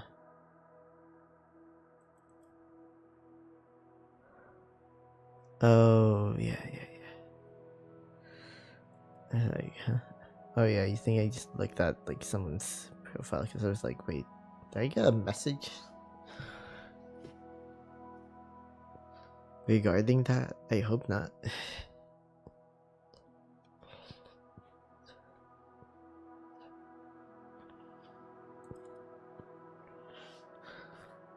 Okay, so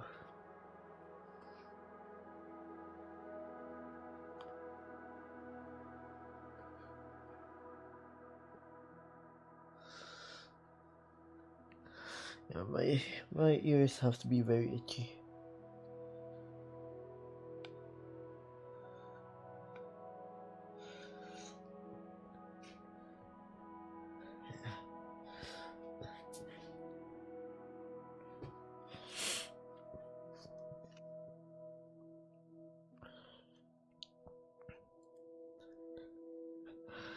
I got this essay here that I have to like edit.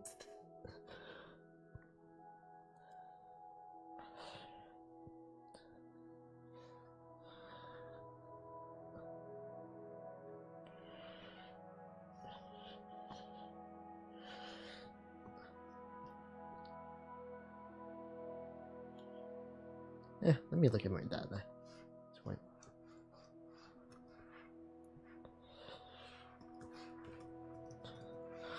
Not Liberty University. Still having nightmares about that place.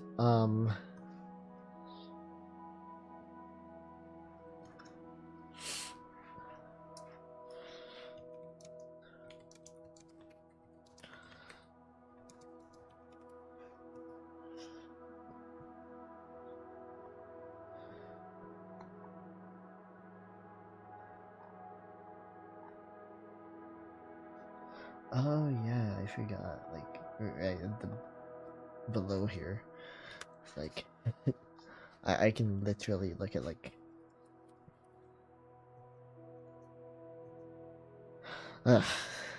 very poor results here. For first is that starting salary. Oh, okay. Yep. Okay, liberal arts.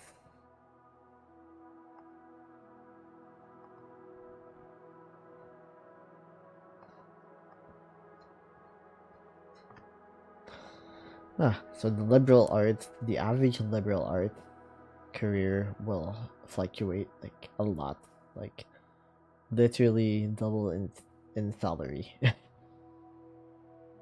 from starting to finish. I mean, from start to like mid career.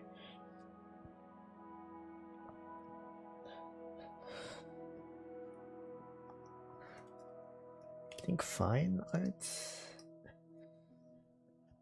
Yeah, fine arts is like gonna be lower on average, but still pretty sizable. But it starts off very rough. Wow. I wish I had like the money to be able to do fine arts like full time, but I wasn't able to. Political science. That mid career? Wow. So this is okay, so starting salary is 52. Ending salary is also double. Wow. Really odd. It's a pretty comfortable living. Didn't realize that. And look at me. I literally was just like, oh, I want to become like a meteorologist because of like how much they're getting paid. But like, bro, this is kind of a lot already.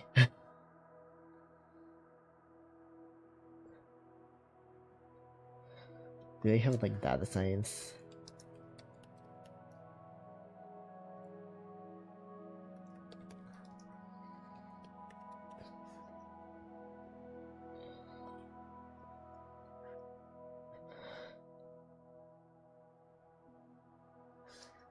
No, I'm gonna ask Gemini. I'm straight up gonna ask Gemini, like,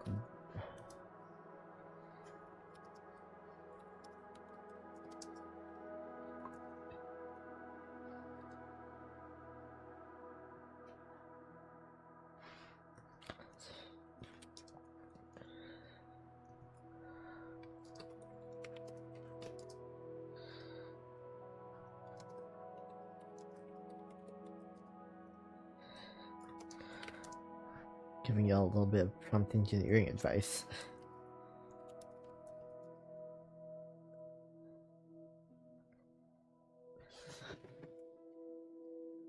Okay. Yeah, I'm really not used to like this stream lasting this long. I thought I was gonna like end up having some time to watch the news, but apparently not.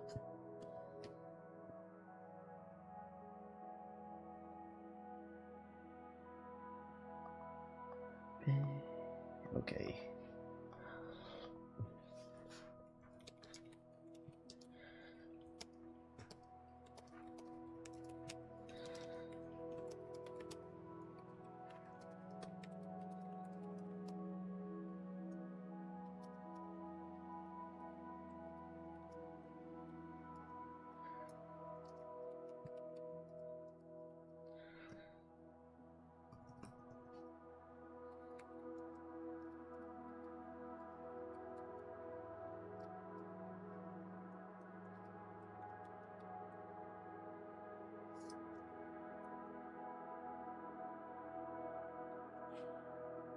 Alright. I'll do that. Oh, not me seeing things. Alright, so I'm gonna like.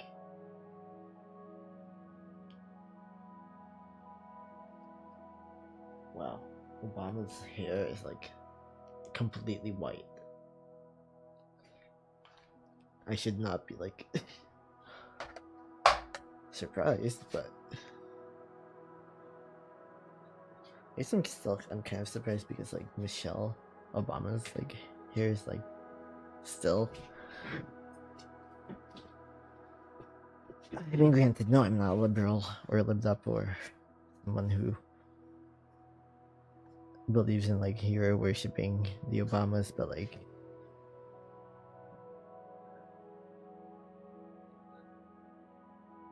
yeah, I do have to say, like, Michelle Obama is aging pretty gracefully.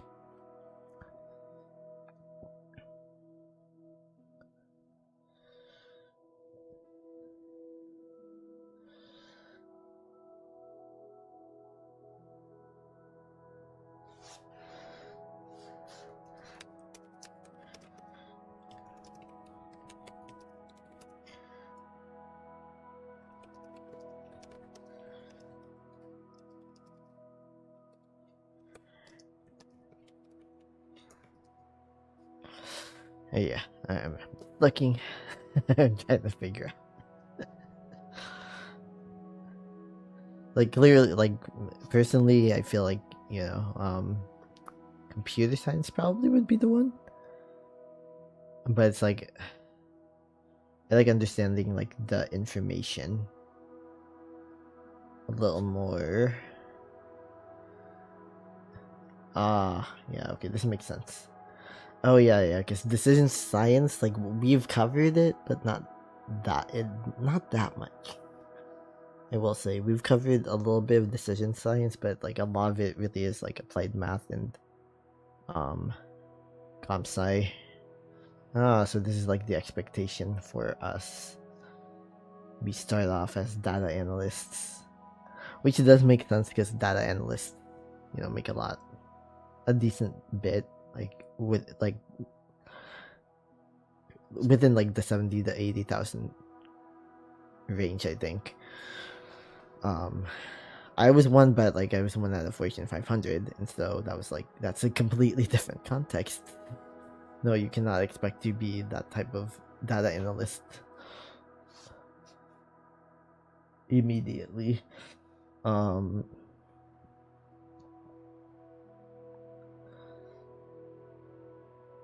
Computer science. Okay, I guess. I mean, to be honest, like, these are very close in number. Like, these are very close. So, like, yeah, this is, like, the average data analyst salary range. And then this is, like, the average data science salary range. Which does make sense. Which does make sense. Alright. I guess this is, like, the expectation. But, like, if they ask for a salary range, I'm still gonna undercut myself. Not because mostly because I just want to get a job when it's the time. I don't know. I feel like I may have undercut myself for, like, the fellowship that I applied for. Because I did apply for a fellowship. And I was just like, well, how's this gonna work out? Not the reminder that I have that interview. Not interview. Me calling it an interview is, like, really awful. I should not. But yeah. Asian students are America's STEM advantage. Crazy. It's a crazy one. I really wish I had, like, a degree in genetics. I could become a geneticist. That actually interests me. That field actually interests me. But so does public policy. Like, so many of these fields interest me. And of course, like, poli-sci, so it's like, you know what, maybe poli-sci. Like, just because I have multiple interests does not mean that I would be a good fit in, like, working there. Within that field. So my,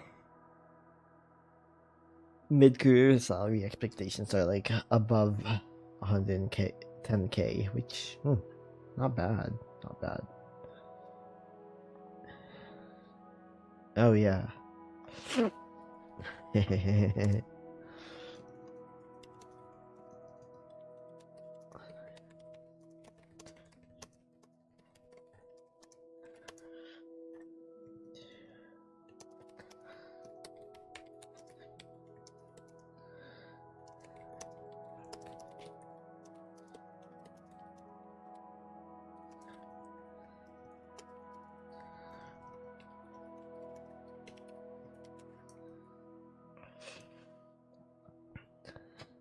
have to ask the tough questions.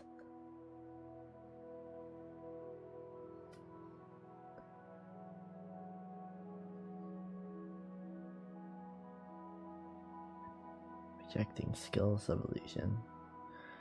It's a key question of the intersection. Oh my god. I like Gemini now, not only because they tend to have like it tends to have like kind of like the most accurate.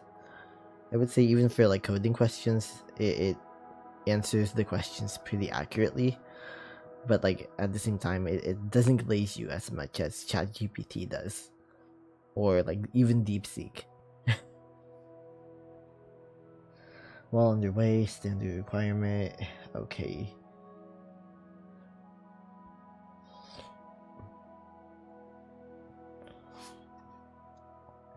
True. It did. It yeah.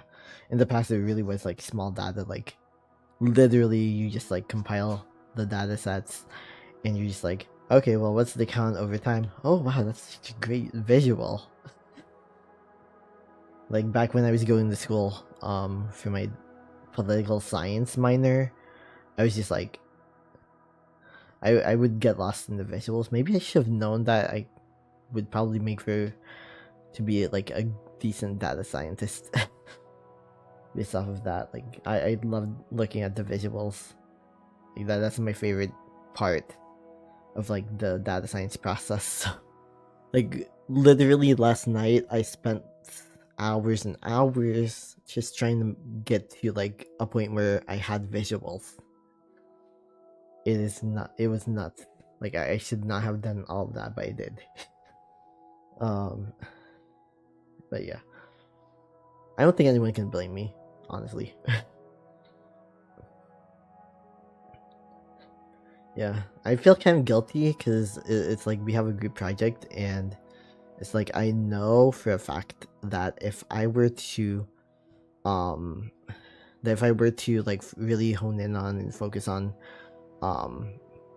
getting like the visuals down, then maybe our project would improve. Maybe I can like text my classmates, my group mates in like a minute or so, and just text them and ask like, hey, should we add visuals? I'll tell them my findings, and I'll be like, yeah, so I found that like, yeah, it does work kind of well for at least that like my reruns of like all those models that I made that I came up with did work superficially well, I think.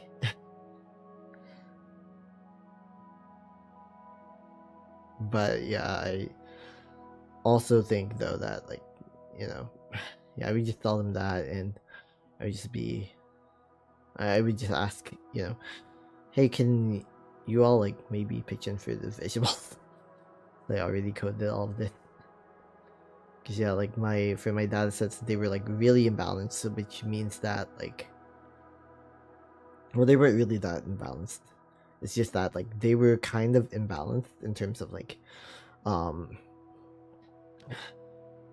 being able to run certain things. Like they were kind of imbalanced in terms of like the categories and labels and such that were available for like what we consider to be our target column for prediction. But ultimately, you know, it works so much better if we're not like even applying any type of weighting to rebalance them, or like just rebalancing them outright. Like apparently that made it worse. So it was just like, oh, I hate this. But okay, I'll accept it.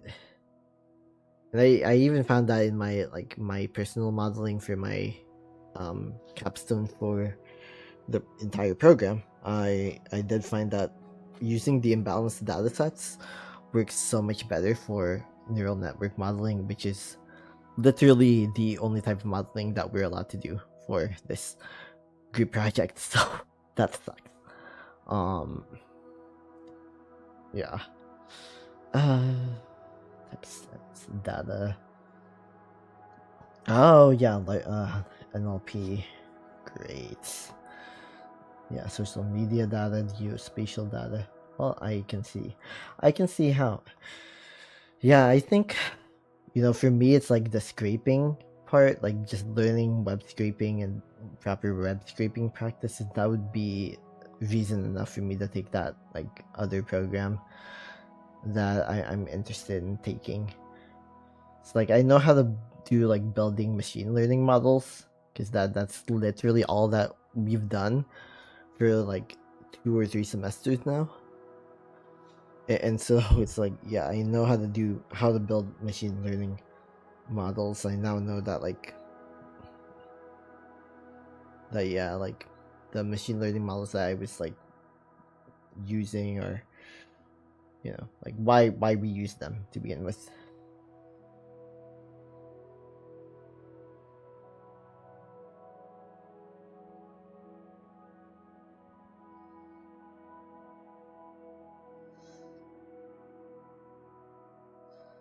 But yeah. Oh, hybrid advantage, yeah. Yeah, this is what I was thinking. This is why I even applied for like the political science program that I did, or programs that I did. I have since rejected their offers. Um, because it was like, yeah, this is a hybrid advantage.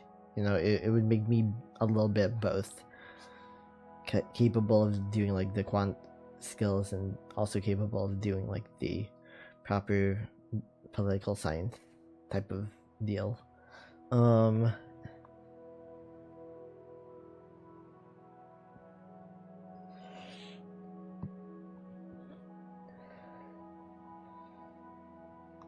yeah, is the floor. This is the path to the most intimate. Okay. Maybe I can ask DeepSeek as well. And probably ask DeepSeek English and then log in.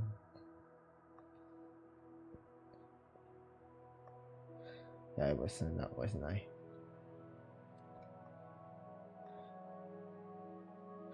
Is this the correct one? I hope so.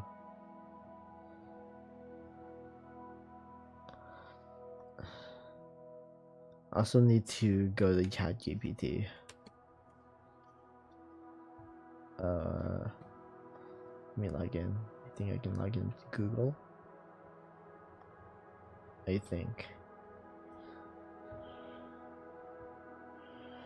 Alright. Let's close all this since I literally use.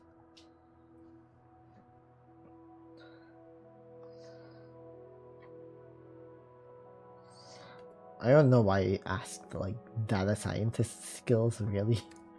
Would I ask that? I'll ask like data science skills.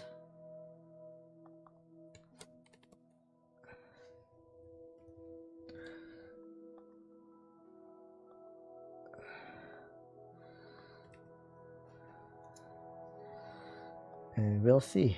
We'll see. Yes, it's already happening. Oh. Hate that. No, because that means that like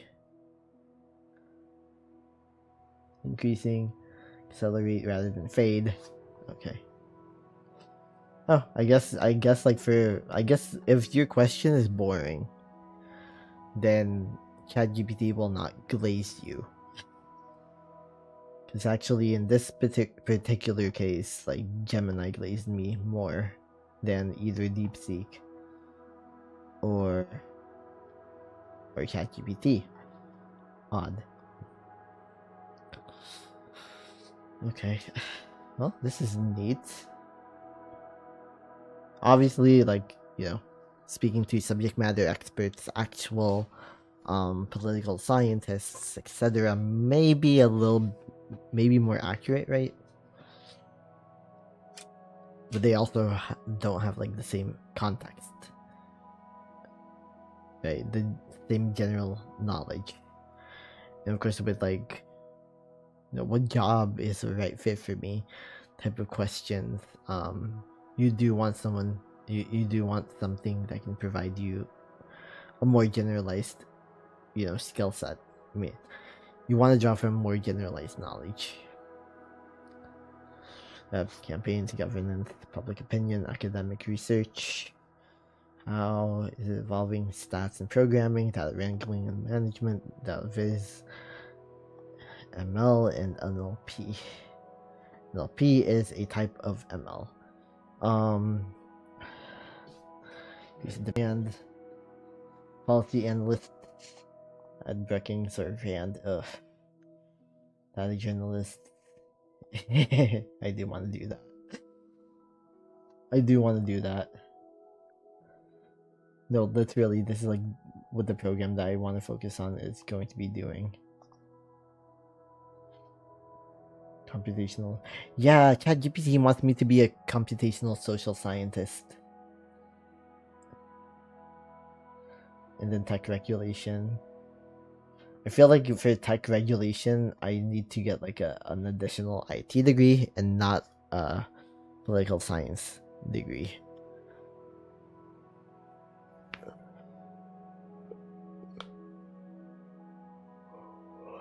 Well, okay, I guess if I'm going to really think about it, maybe not, because yeah, you want someone who knows like what policies will work. Like the policies that work are not going to be to, just be based off of like the thoughts of IT professionals alone, but rather, you will need someone who knows something about, human behavior, social interaction, etc. And I can probably like be like, yeah, that's me. I'm the one you need. Okay, so I think it's about time for me to get my 200 steps in. I'm going to need to get to 10,000 by the end of the night. So just a warning. I'm literally just streaming right now because I'm just like, I'm only streaming because I need to. I think I need to like reach 8 hours this month of streaming. Otherwise, my plan was definitely not to stream. Like, at all. It's like, I know that this is my designated day off for the next 2 weeks. Because I probably can't have one next week due to, just the fact that I have like a whole cumulative project due next week. So, yeah. Let me throw away these M&Ms though. I'll be right back.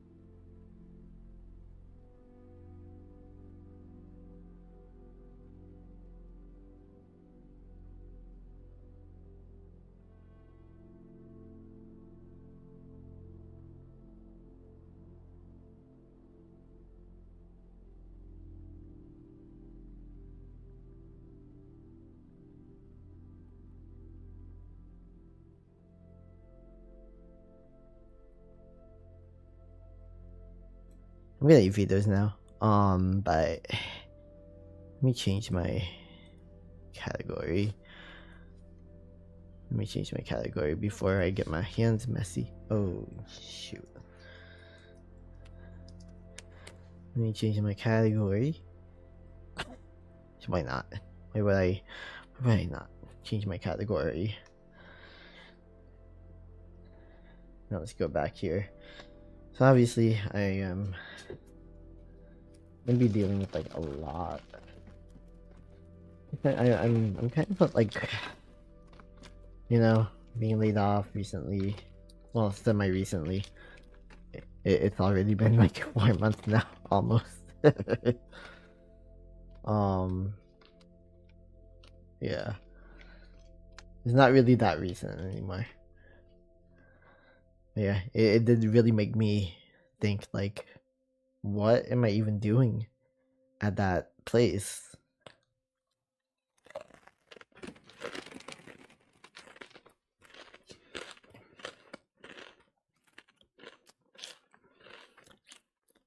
And like a lot of it really has to do with like my parents being like, oh, we need you to make money.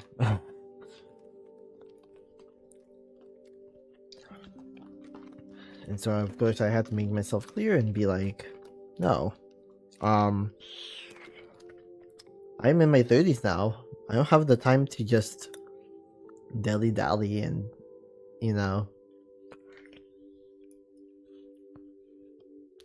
make a career for myself that I don't even want to be in. That a lot of times makes me just not want to be alive anymore, be on this earth. It's like I know that my potential is well beyond what that company is able to provide for me in terms of purpose, even with like the compensation. Right? So it's just like,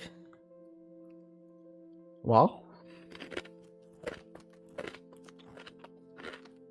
what's important to me? What can I offer? What do I love doing?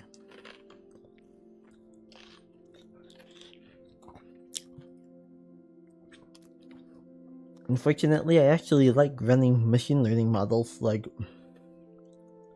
it's kind of hilarious because, like, I think I've read that, like, data scientists hate that part, but that's literally all they do.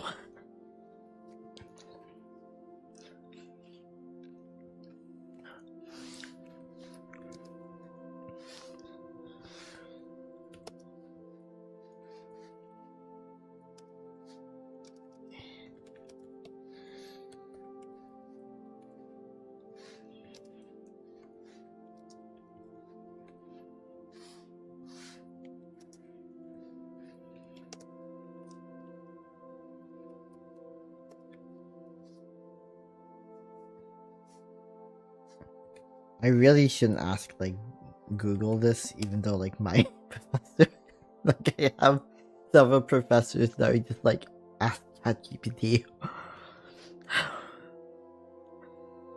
Even teaching assistants, I'm just like, why?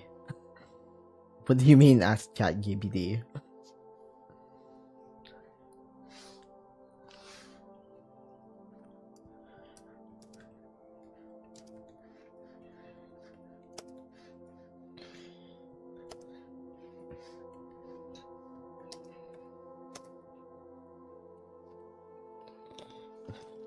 I hope not. I hope not. I hope no.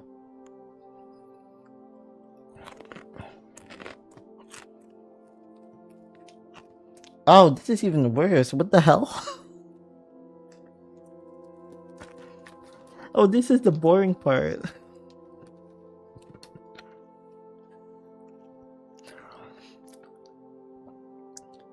But I'll admit, yeah, I get why. Cause like, yeah, I have done a lot of data preparation during my time with BU. Being a student, it irritates me to no end, but I have done a lot of it. Yeah, tuning will not save a model though. I don't think it will. Yeah, it does increase performance. Yeah, tuning does increase performance by a lot. and so I waste so much time on tuning, even when like an easy fix sometimes is using like what's called a logarithmic transformation, which is basically to say that like instead of using the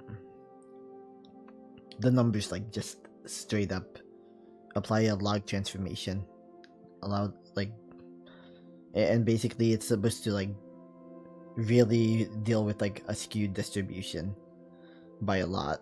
So yeah, sometimes I feel like maybe I should do that for like some of my models, but I'm also like, well, you know what, I'm already at the stage where like my models are not gonna be saved with like logarithmic transformation.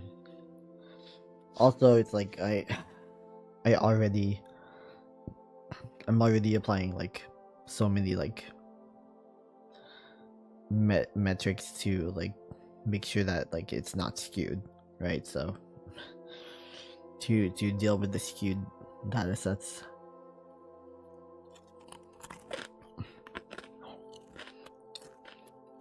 Oh yeah, maybe I can apply that to my target data set. Let me just like make an alarm for that.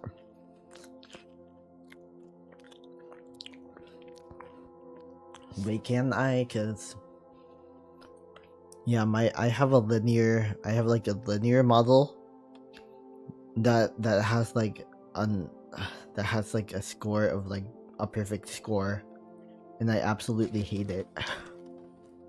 Absolutely hate that model. But it's a perfect score, so it's like, what do I do? What do you expect me to do? It's a perfect score.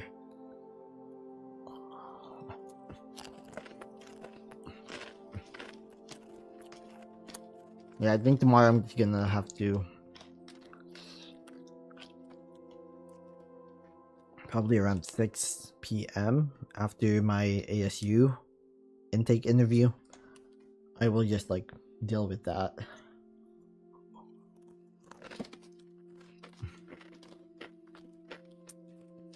This doesn't make sense though. And I just had a flashback because like in my Google certificate, they literally had a question like this. And also in like one of my classes, we had a class that was like dealing with this. That was like, where do most data scientists spend their time? Data preparation and cleaning. And EDA.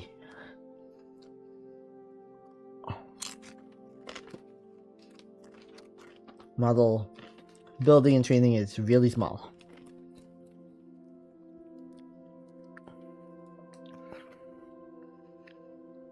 And I think many of us in like the program that we're in overthink about the modeling portion.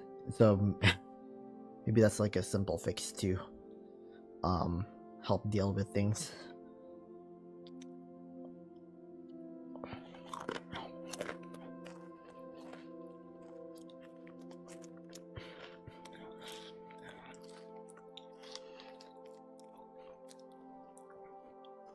Yeah, but I only have like one regression model, so I don't know if it's gonna be worth it to try that. And I'm pretty sure if I ask one of the teaching assistants, they're gonna be like, no, don't do that.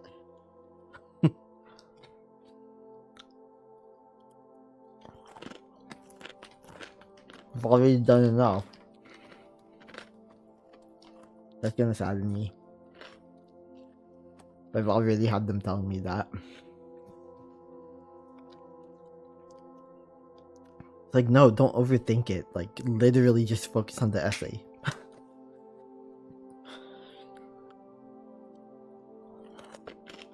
Which is fair. I think what I'm gonna do is like, literally just like text my group mates to be like,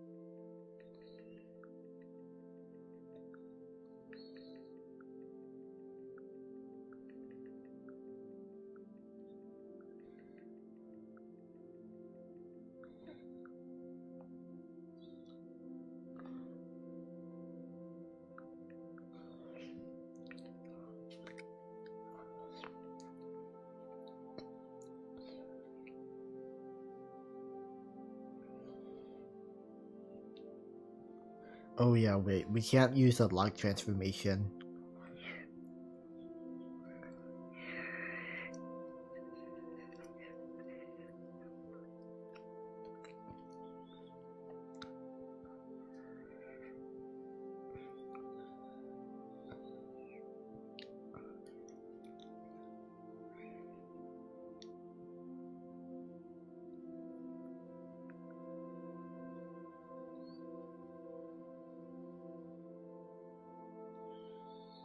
Shoot, I think.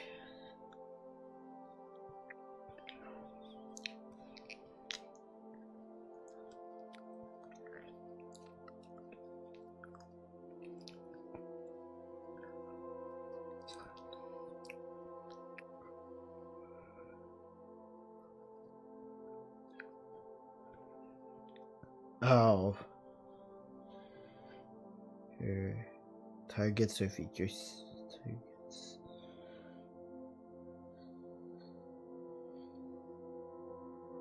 I forgot.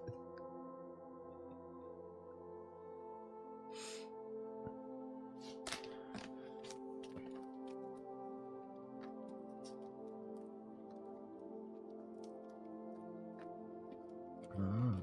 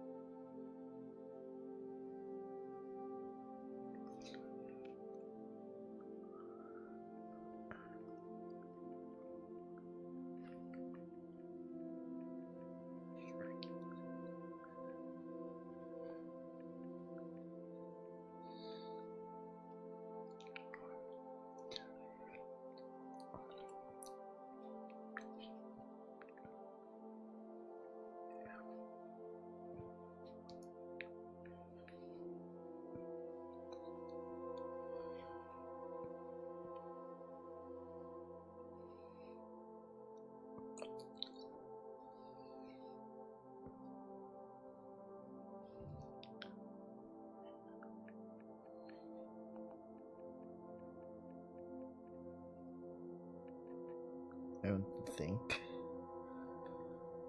Oh.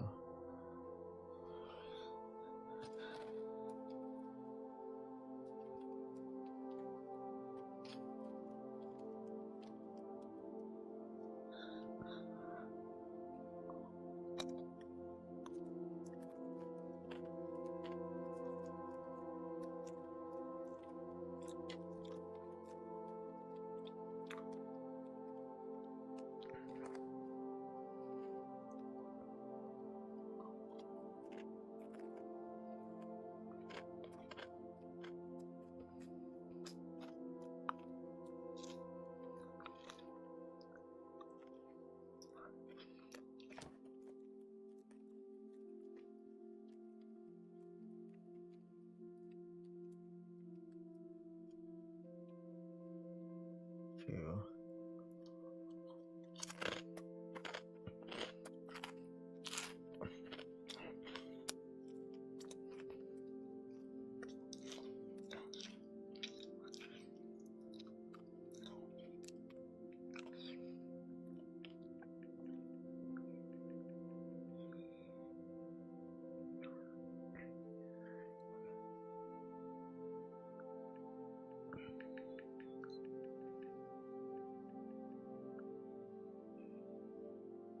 Oh boy. Oh. Never mind.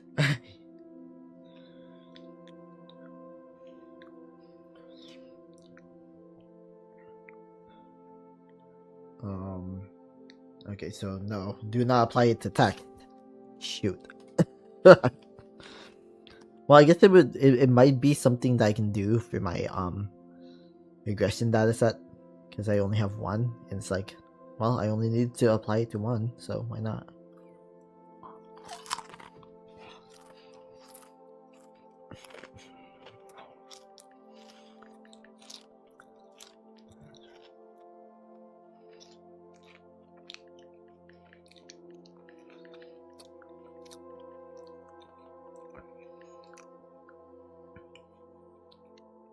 Oh man, no log transformations on neural networks. I hate it.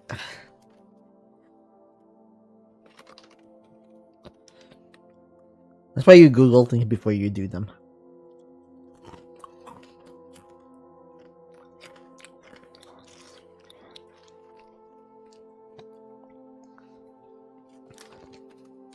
Well, it's like my train of thought is like pretty I don't know.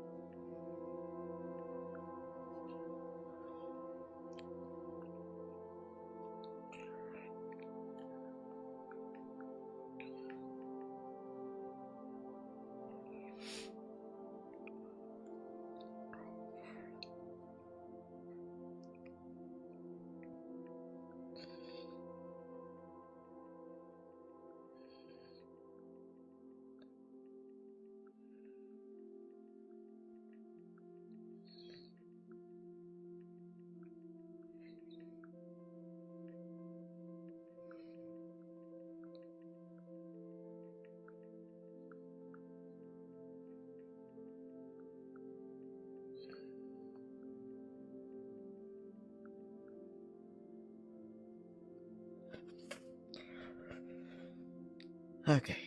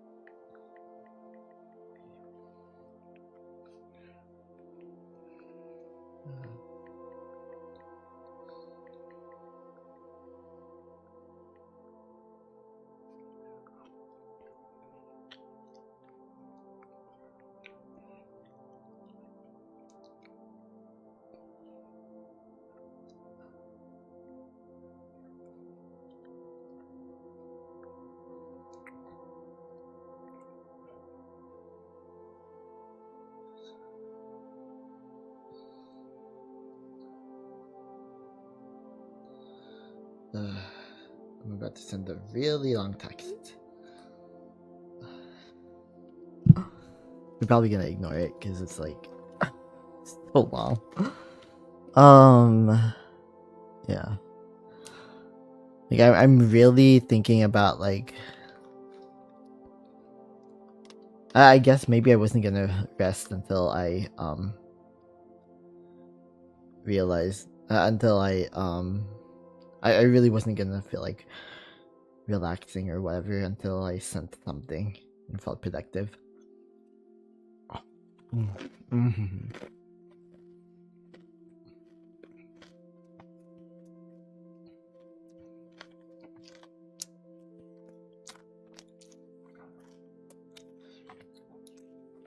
Oh right, yeah. What should I watch?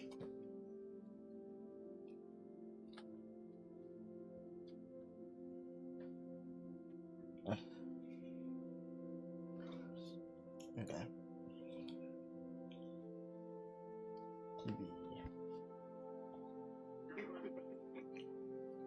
Is there a game on? That's crazy.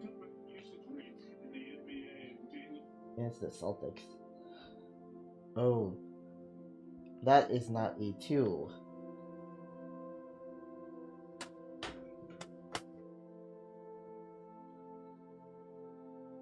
I mean, that's not an 8. Come on. Show it one.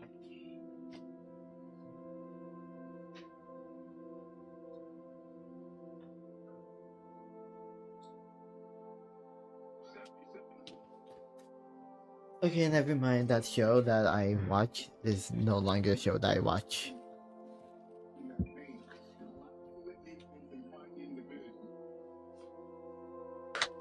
Turning off the TV then. Ah, ridiculous. Okay.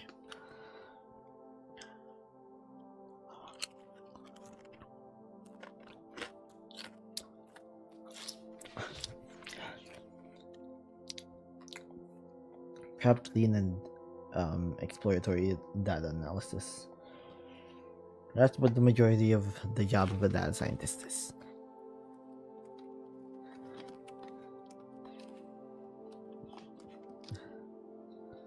Then why the professors are constantly saying, you know, wait till you have to wait for a 3, 4, 5 hour model to run all night.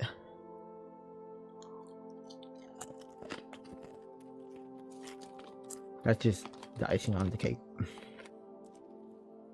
Oh well. God, I'm so sleepy. I'm kind of. Why am I so sleepy? I actually got an 87 sleep score tonight. It's like way better than I normally get.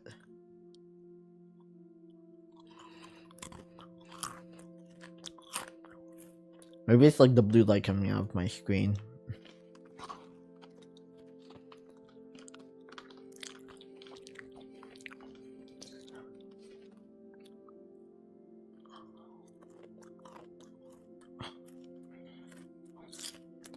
Probably gonna have to like exercise. I do have to exercise tonight. I actually switch the computer.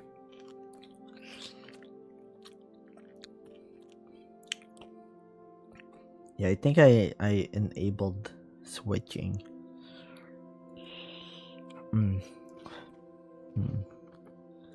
Yeah, I think I enabled switching when I started the stream.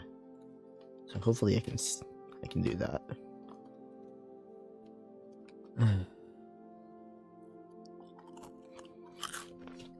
What am I doing?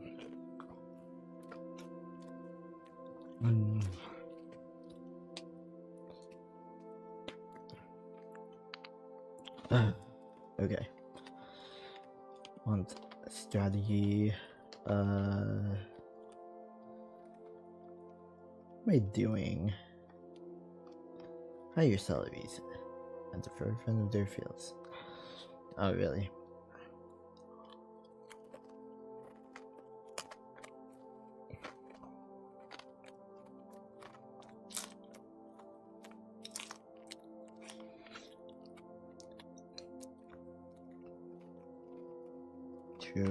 True. Oh, I can build a model. I can build a model.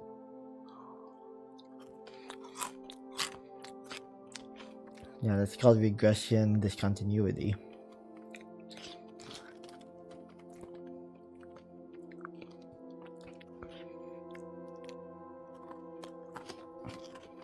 I didn't do so well in my policy assignment. So that kind of makes me nervous. And then again, I feel like the reason I didn't do well wasn't necessarily because I didn't understand, but rather because I didn't it was just really confusing the way that it was explained.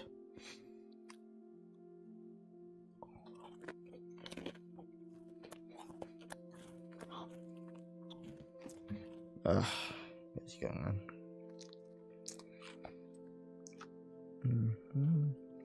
Oh.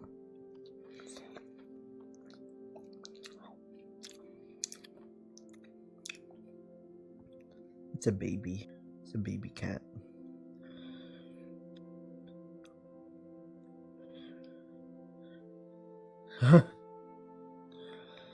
That's funny.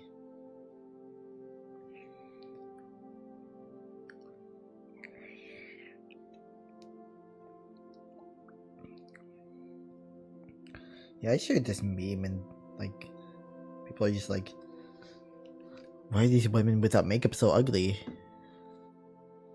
I'm just like, what the hell? No, do you not know what a human looks like?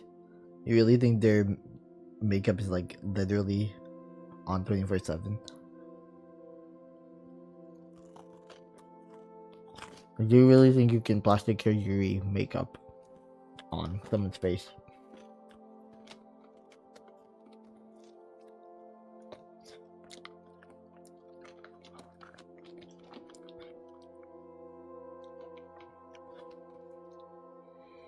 Decreasing demand for traditional roles.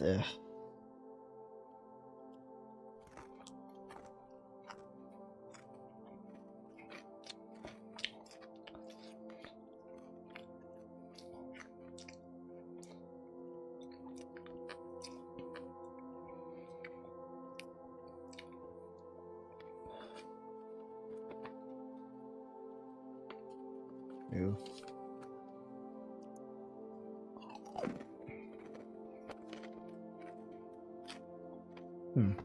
Okay.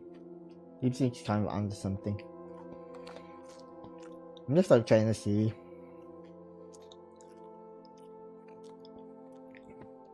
what kind of skills are most likely going to be necessary for data scientists. Oh my god, wait. If they end up texting back, I do not want their anyone's number to show up. So I'm just gonna wait. Okay, it's charged.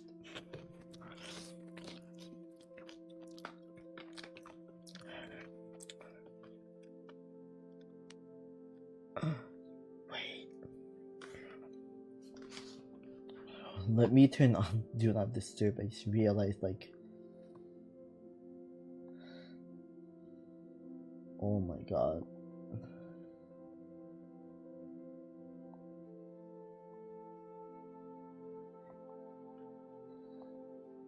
Yeah, I just realized, like, wait, my texts are visible here.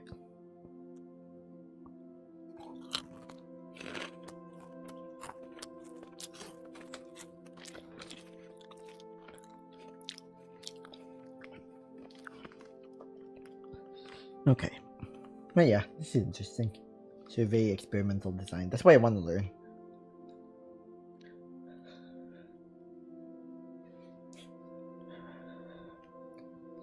ML, text analysis, NLP. I can do that. I've literally had homework. That was just that.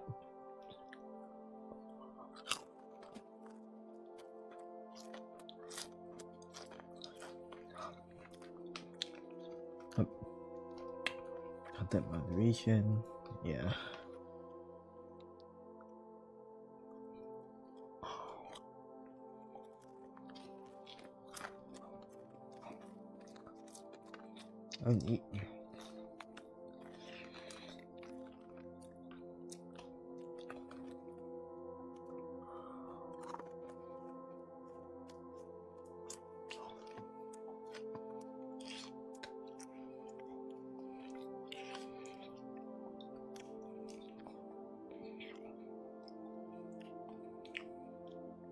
What the hell is a civic data scientist? I want to see.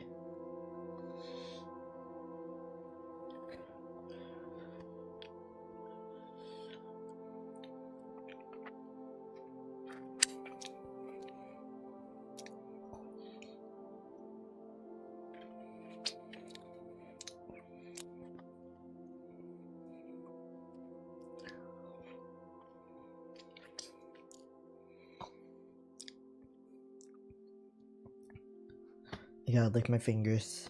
It's Fritos anyway. It's Fritos after all. Probably good. Social impact. Yum. Yes.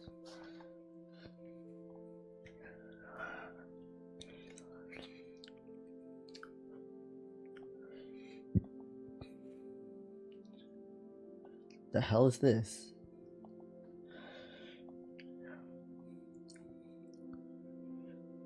Oh, I should have done this.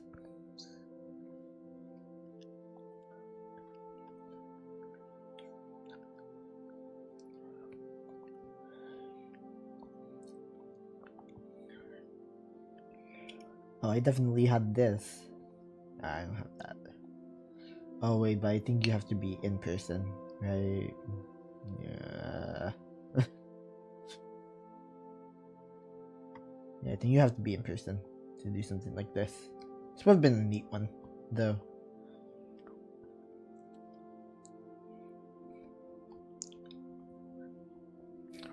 Yeah, this would be a neat class.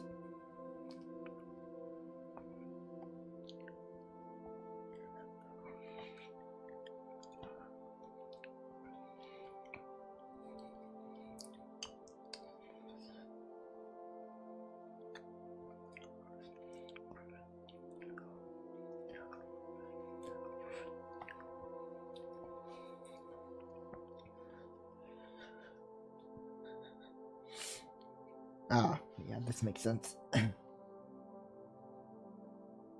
Oh, is this all from 6 years ago? Oh, okay. Not longer. Okay, let me wash my hands. I don't like this feeling of like something sticky on my fingers.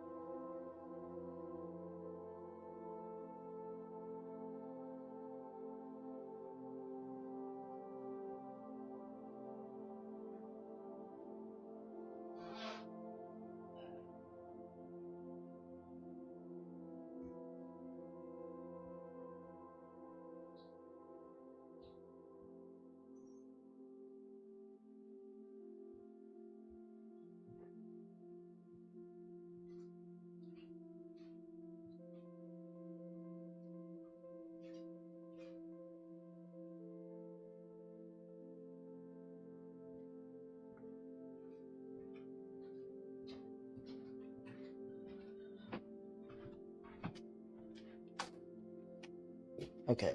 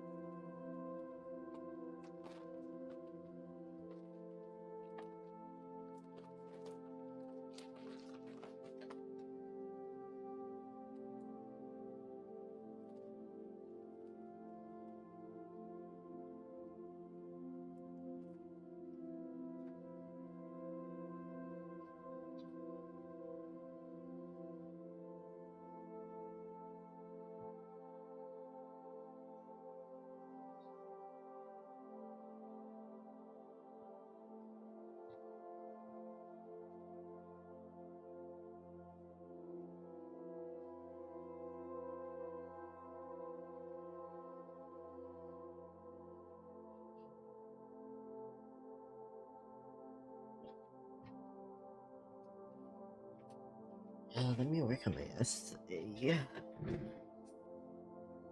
Or whatever. Haven't been, yeah. Where are they getting their masters? Wondering.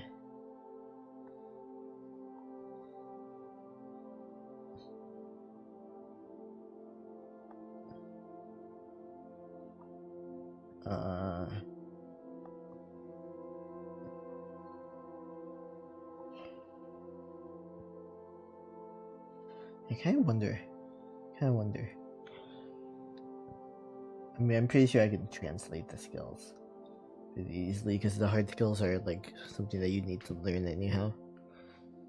It's just that the domain knowledge portion would have been easier if I got like a master's in social data science, but I think they had a requirement, and it's like this essay requirement at ASU, and I wasn't really able to fulfill it because I was just like, because I literally had not taken any kind of like schoolwork in like 5 years by that point. So I was just like, okay, yeah, maybe not.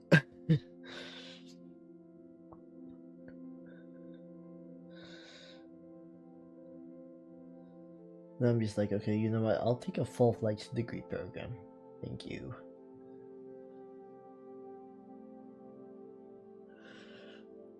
So that I can like dive deep into both topics.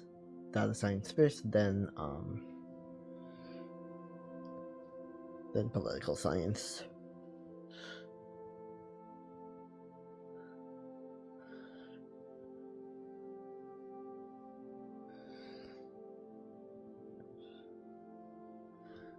There's just a lot of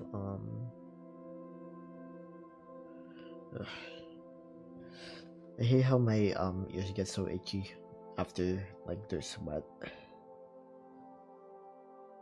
Like they get so dry and itchy after like I sweat for even like just a 2-hour period of time.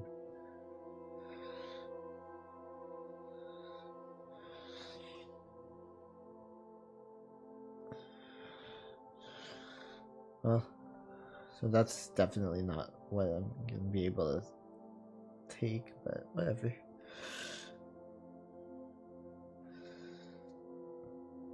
Oh wow. I can't deal with the fact that like they literally got that degree, that exact degree I was just looking at. That's crazy. At least this Eden guy did.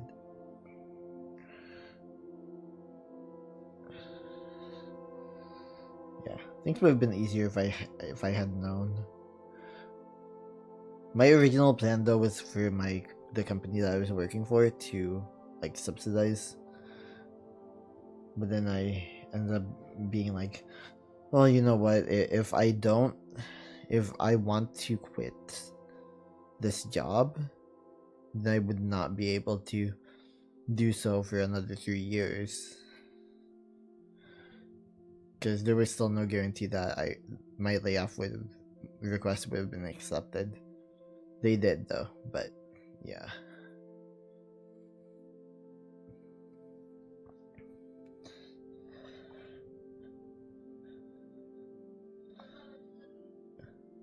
I don't know, my father.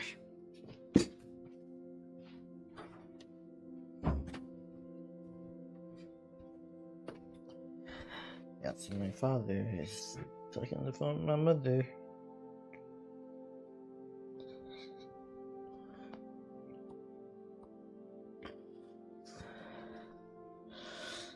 So Vivian had like a regular experience, like, you know, minor in stats and data science and major in ethics, politics, economic. Like literally the perfect combo for a job like this. And Ethan literally like took that program.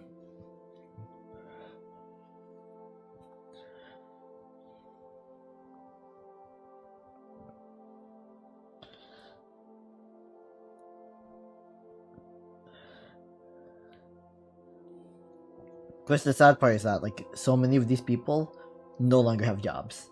They do not.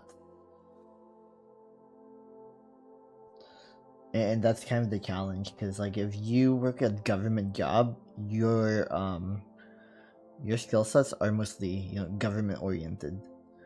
They're not necessarily always going to be translatable into, you know, the nonprofit sector, for instance.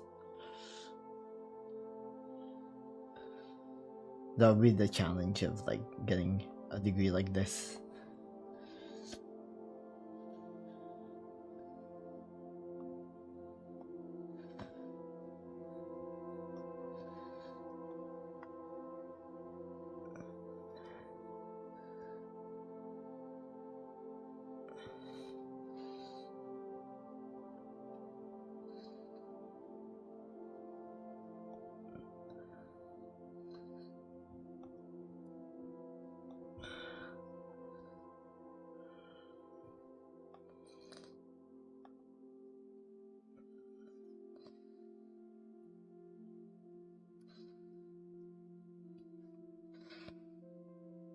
Oh. Hey, what the hell?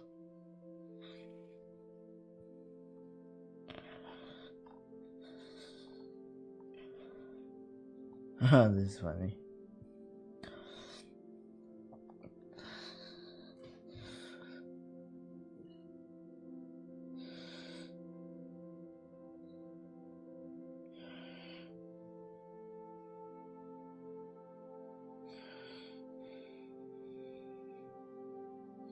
That's true. This one, yeah, I would say this one's kind of encouraging, because I keep having like this imposter syndrome of sorts. It's like, even though I've done relatively well in all my classes, even so far in this semester, I still have like the nagging fear that I may not necessarily do so well. Like it just feels like the rug could be pulled. Like a rug pull could happen at any time, which is really odd. Really odd. Okay. I kind of wish I had studied more about sociology. That was actually a really neat subject for me. But then again, it's like, well, my undergraduate degree was in liberal arts, but like I did end up with a lot of like, I did end up with like a lot of political science classes. And that does have a lot to, and of course business classes, so that had a lot to offer when it comes to like quant skills. It is like I understand what data can be used for. The art part, like, I think that's good for like the data visualizations. So I do have a pretty in-tuned like understanding of how to make visualizations, just that I do have the tendency to make visualizations way too busy sometimes.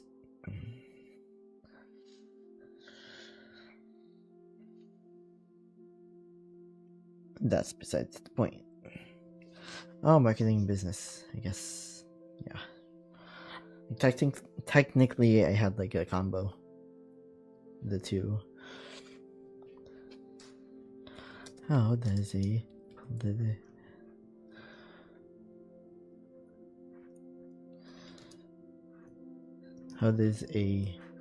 liberal arts undergraduate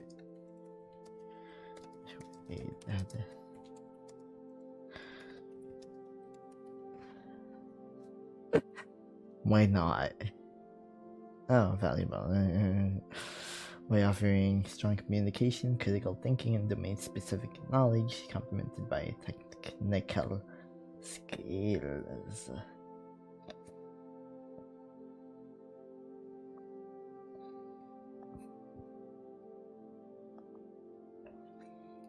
Yeah, you can. But this happened like 3 years ago, before I even was in the program.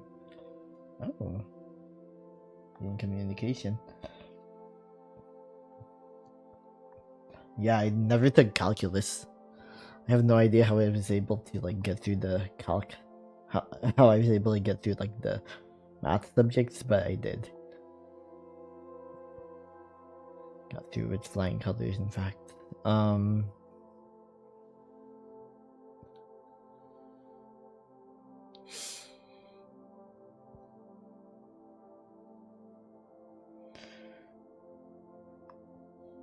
Yeah, this one's weird. What the hell? I don't know, I'm just reading things now. I would like put on my headphones and just be like, hey, let's watch videos all night, but then I would need to risk my stupid dry ear to like sweat all over the place.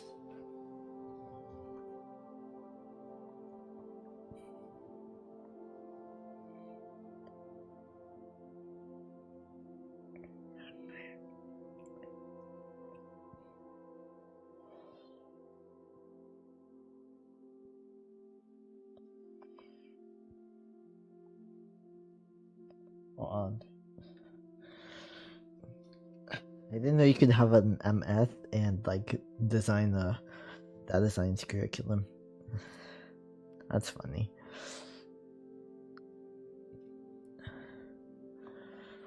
That's what I'm gonna have, an MS. Kind of wish I had an MBA. Seeing like much easier it is. However.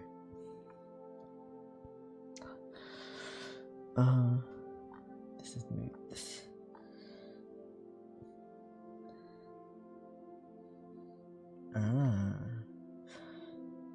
Oh wait, is St. Catherine a women's only college? I think it is.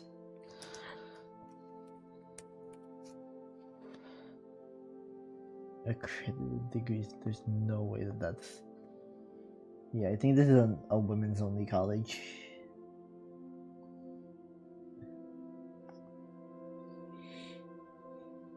Among students.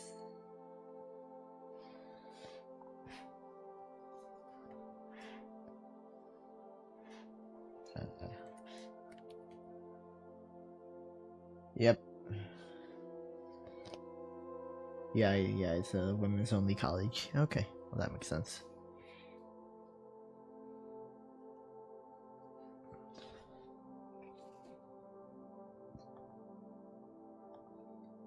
That's interesting.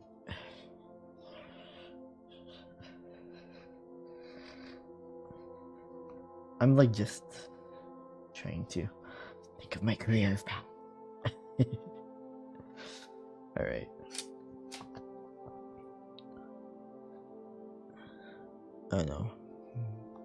does YouTube have?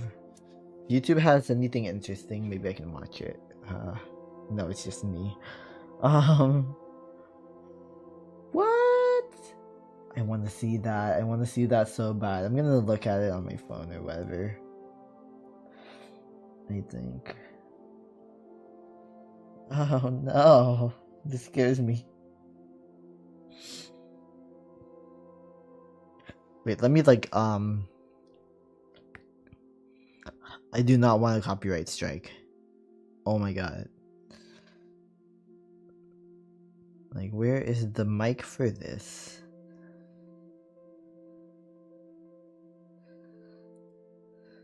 I think it's here. Guess I'm gonna have to watch it later. No. No. Why did I like just click on it outright and not like, what is chair? What the hell is chair?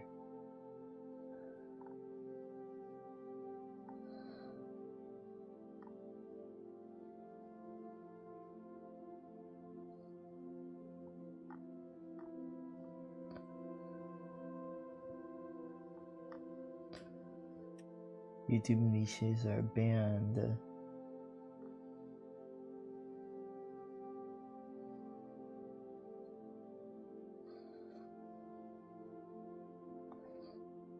You know what? Yes. I don't even care that I can't hear anything. Yes. Oh. What the hell? That's too sad. Lock weeks. Nah. AI Renaissance. It is running out of data. That's not wrong. It is running out of data. That's why I'm scared of like going just straight political science. I mean, straight data science, because it's like, no, I think I need to be passionate about a subject matter.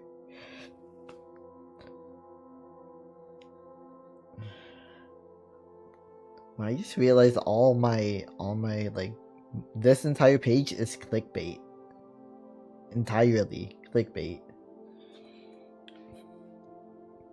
Like, what the hell is this? No.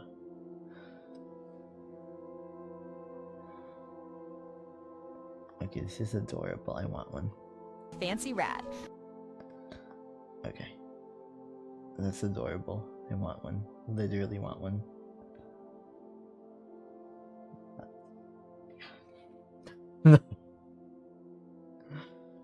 Okay.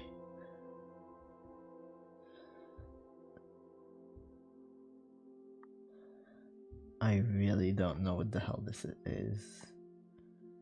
Yeah, I think maybe I do need to like...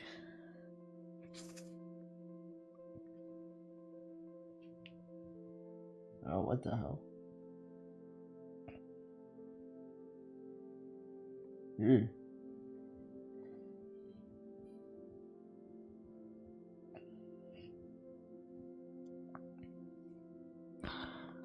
That's crazy.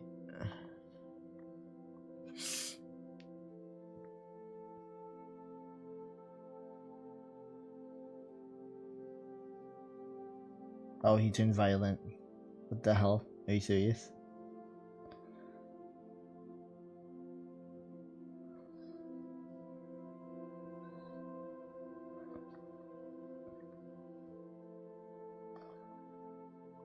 What is this? Oh god. Ugh. I feel like he's a right winger. Never mind. Yeah, this one's funny. I didn't even know. Like, I watch his streams all the time and I just happened to miss that one. That's great.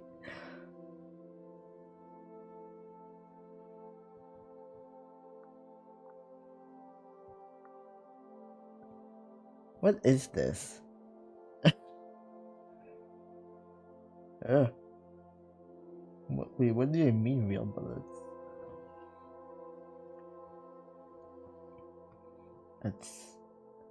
That's rabies. I mean, they do look like babies, but they also literally have rabies.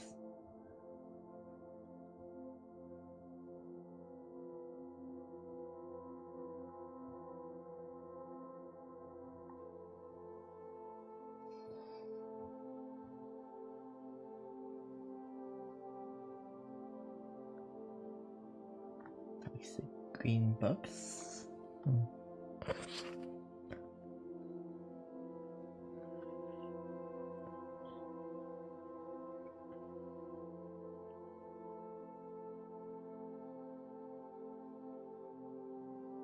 Teaching us how to snitch, huh?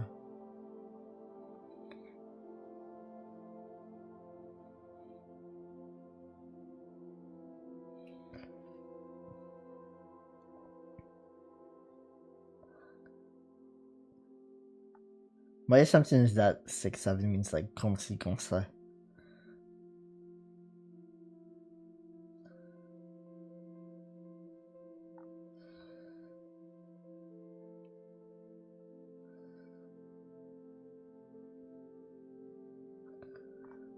Okay.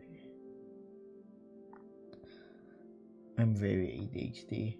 I'm like the last person should ever like have a. And why is he in China? Well, okay.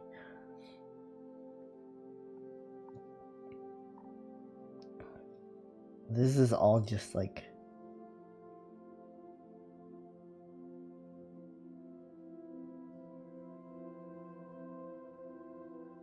Yeah, I don't know. No, but I think I need to like get out of here.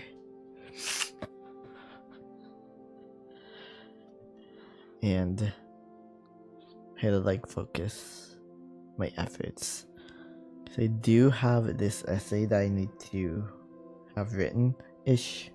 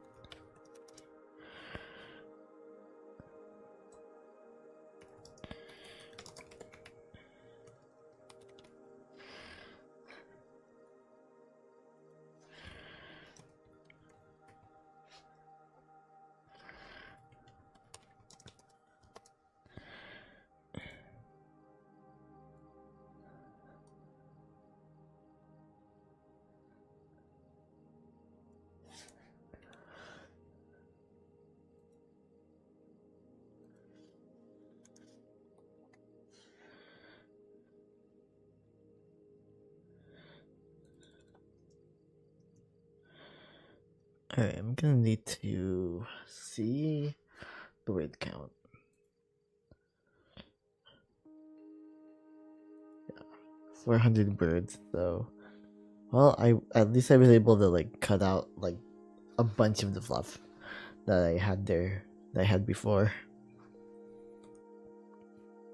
And my only like additional thing to do is like this has 400 to 600 words, so I can definitely elaborate on like a few points.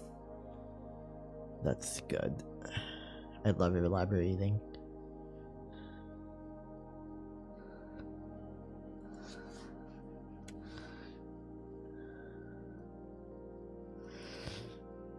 Main reason I'm not sharing is because I don't know. This isn't like my capstone project, so it's not really okay to share it. If it's not like my capstone project, I probably can't share like my screen, just to share my screen or whatever.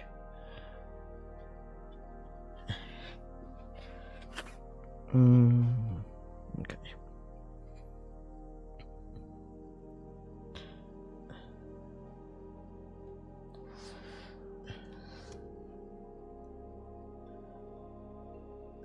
Ooh, Replit. Okay, never mind.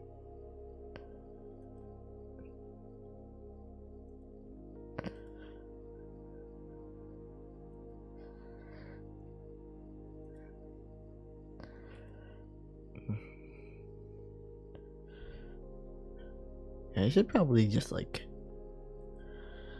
if I really intend to do things here, maybe I should like, yeah, I should have the combined thingy, combined screen, and then I can just like use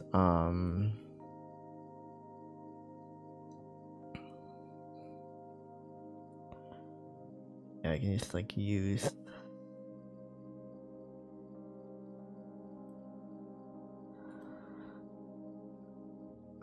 my laptop. For some reason, I just feel better about using my laptop when it comes to like writing things. When it comes to like writing code, this works better. It legitimately does. For me,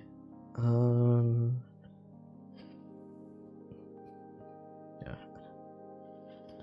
I think I'm gonna exercise. Yeah, I'm just gonna exercise. I'm gonna see what happens if I'm gonna finally attempt to you know what, let me open up my computer and then attempt to like switch to the stream there, and if it works, it works. That would be very neat.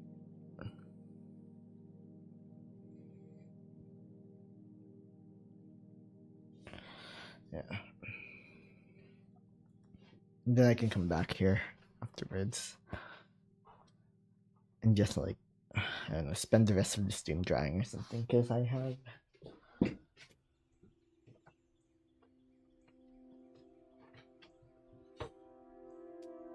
been saving like my emergency thingy,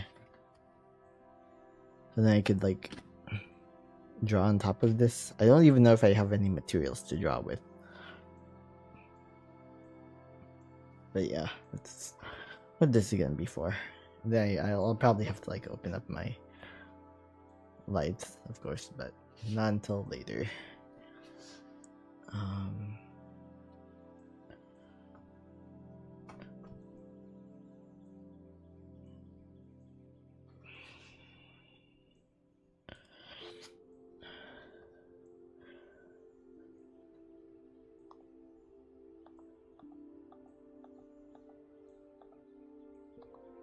All right.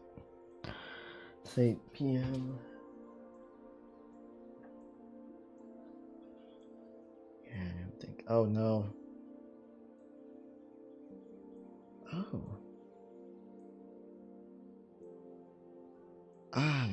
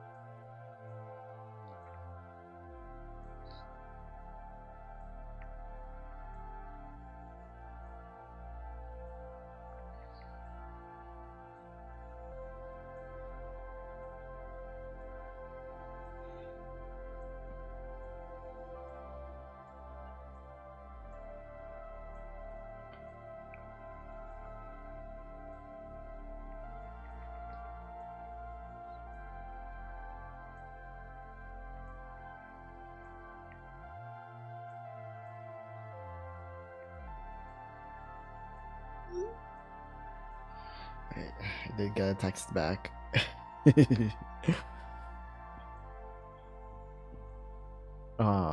Okay. Yeah. I'm gonna not worry too much about it all. Um, yeah, let me open up my other computer. See if it'll work. Let me switch my stream.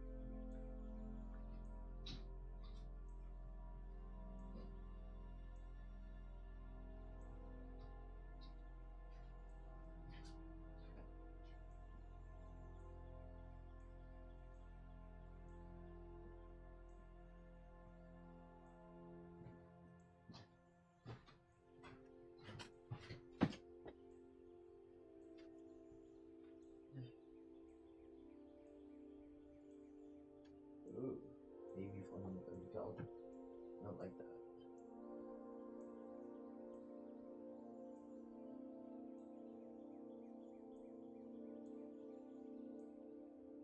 No,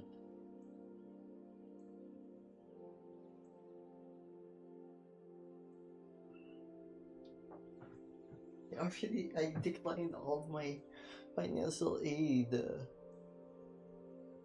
I declined my entire financial aid for that other school. They're still sending me messages.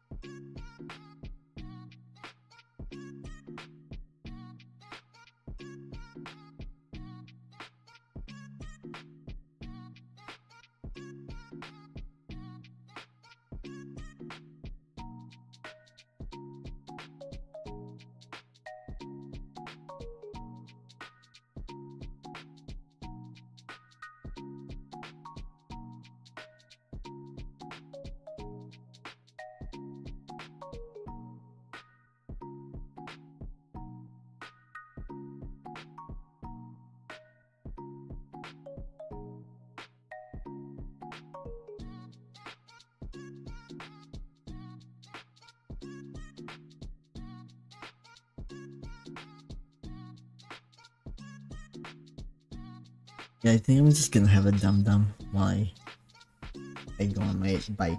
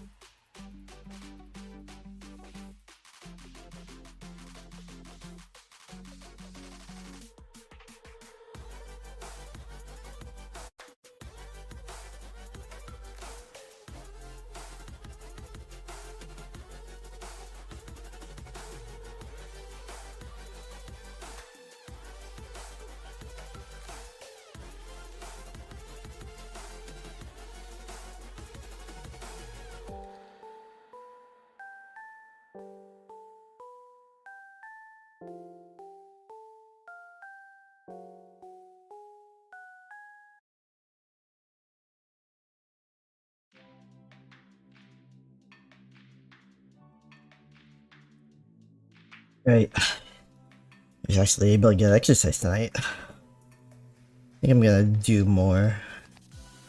I did like 5 miles just now. Yeah, probably gonna try to get 10 more. Is that like this time it's gonna be without trying the weight part? I don't know why, but the weight part always like messes me up in terms of like taking all my energy. Maybe that's why I don't like exercise, but okay, I'll try tonight.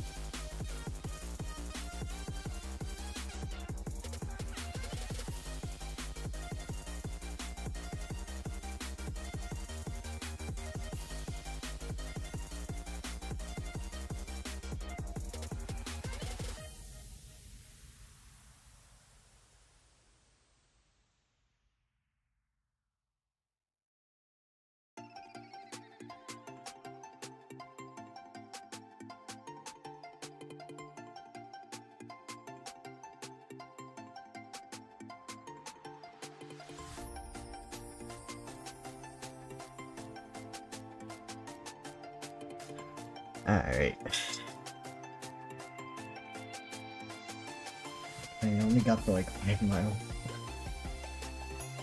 I think I need to try to get to more, obviously.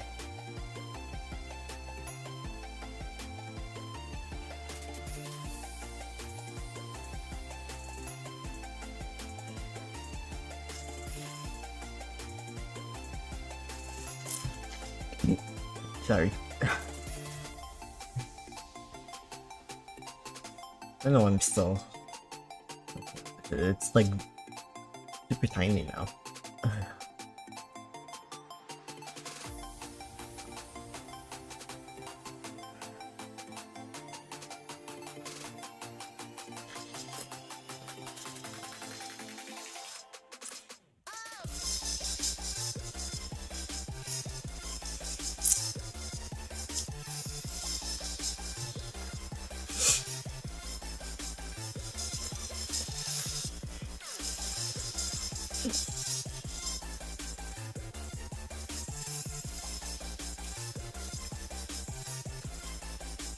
So I'm gonna use another dum-dum. I'm gonna get another dum-dum. I want to.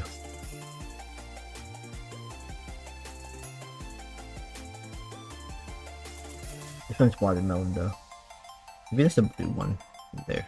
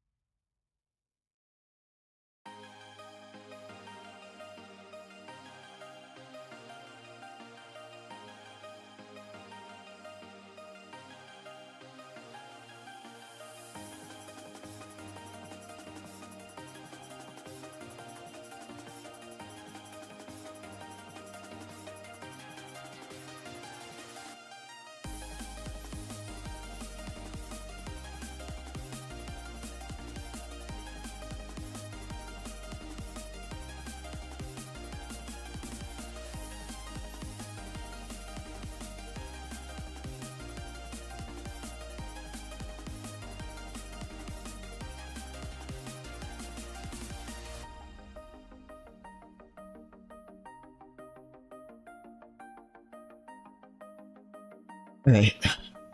I I reached 10,000 steps, and I reached like 15 mile on the bike. Neat. Alright, let me switch.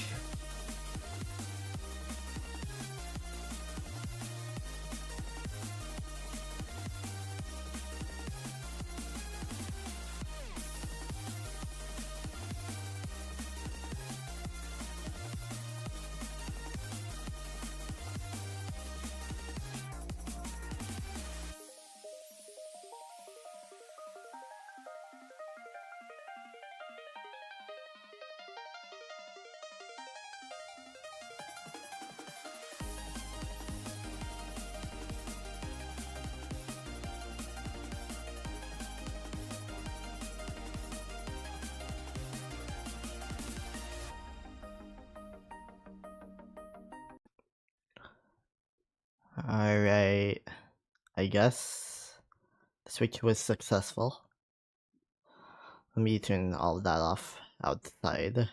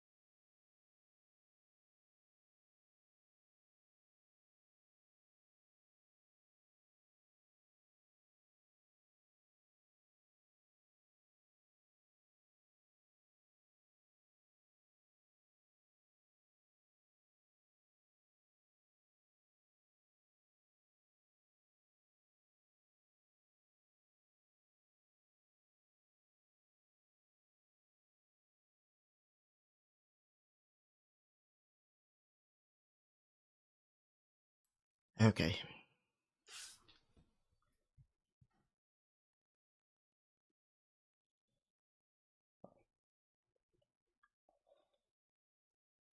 So weird.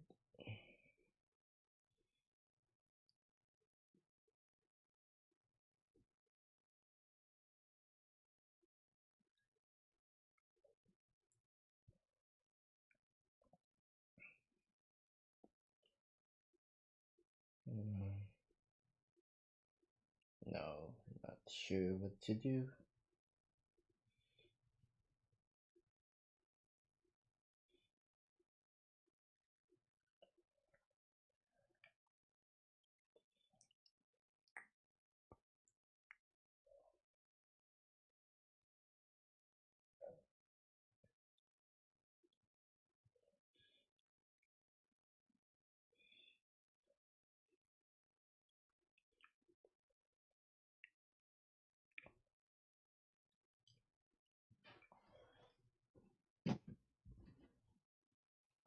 No updates. The group project. Odd. Um, Oh wait. uh,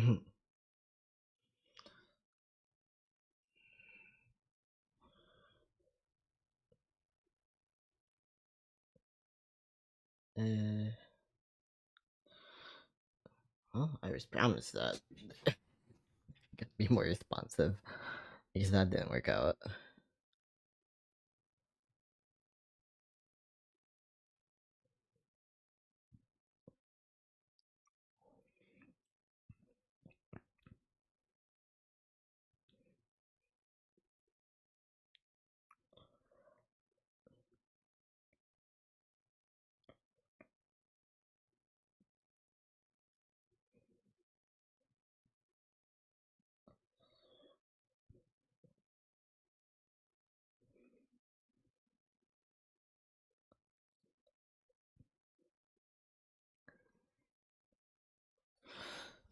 I'm just not good with people. I'm barely good at like managing myself. So, ugh.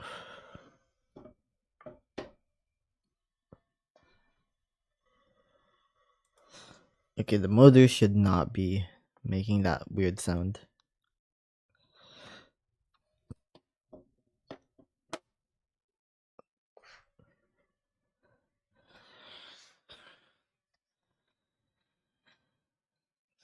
I wonder if I should. I know what to do. I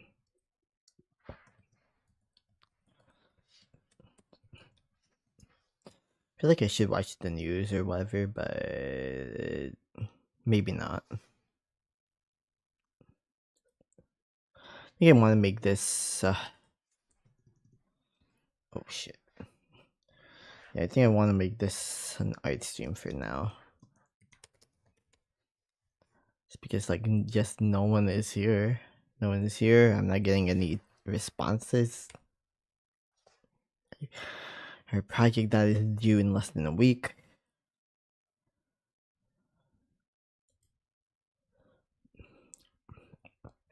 Wait, before I turn this into an art stream, let me get some like materials.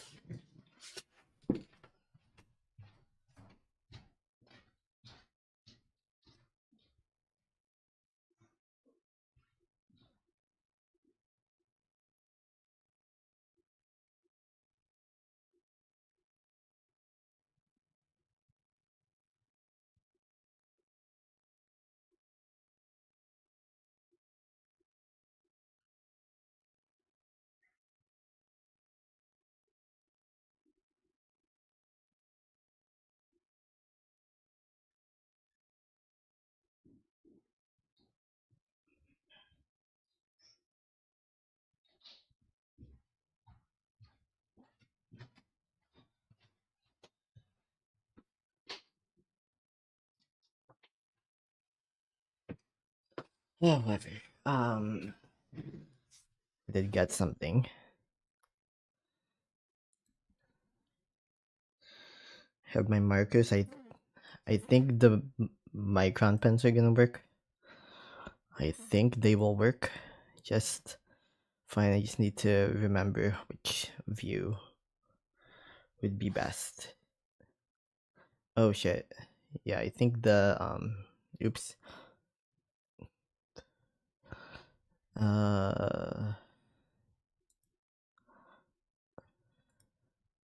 Background music playing. I hope it works.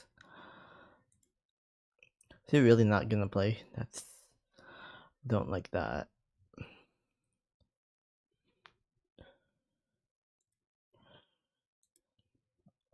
It really should work.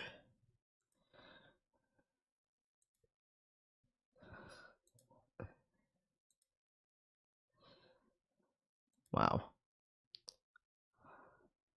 Upgrade. You're not telling me to upgrade. I already upgraded.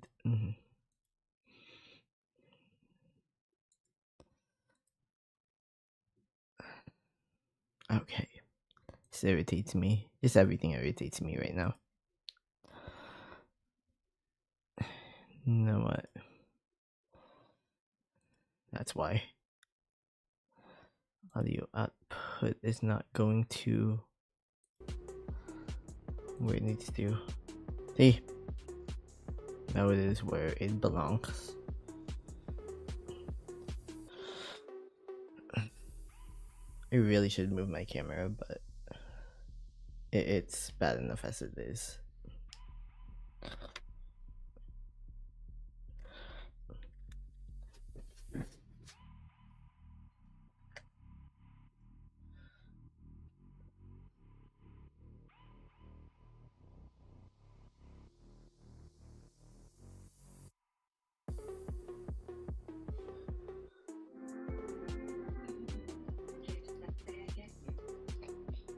Okay.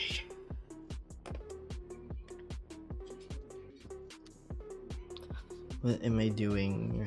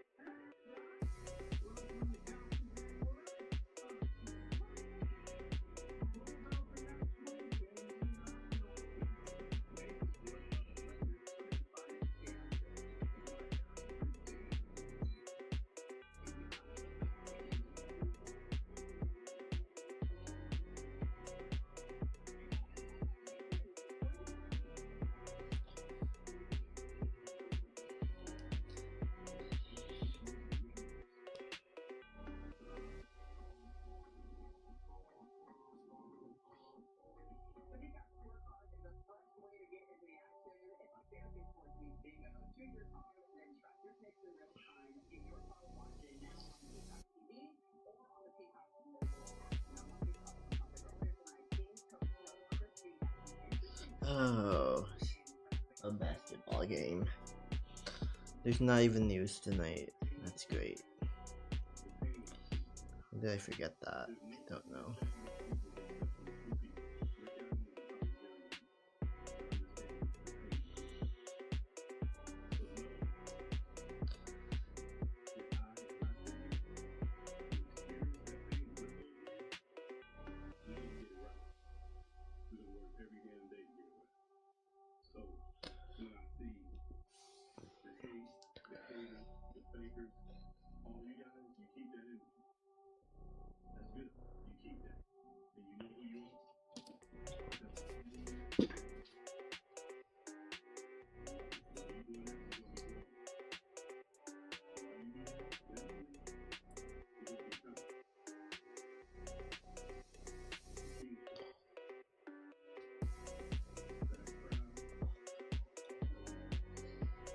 Forgot I could do that.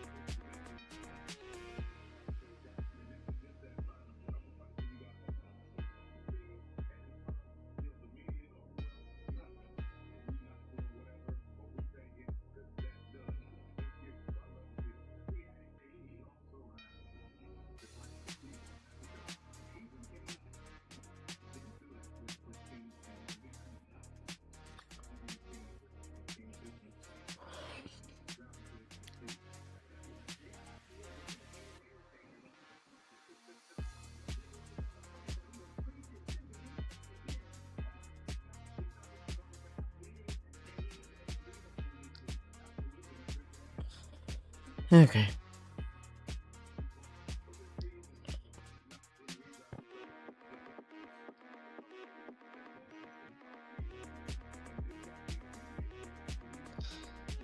Well, I think my goal is to make it to like 6 hours. I might not make it to 6 hours quite, but that's still my goal.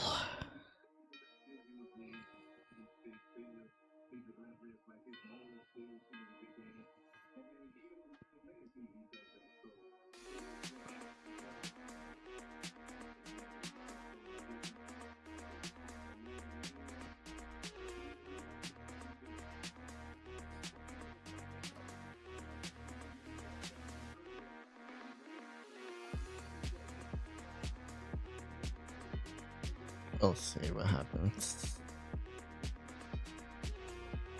I do have like a... You have to make sure that when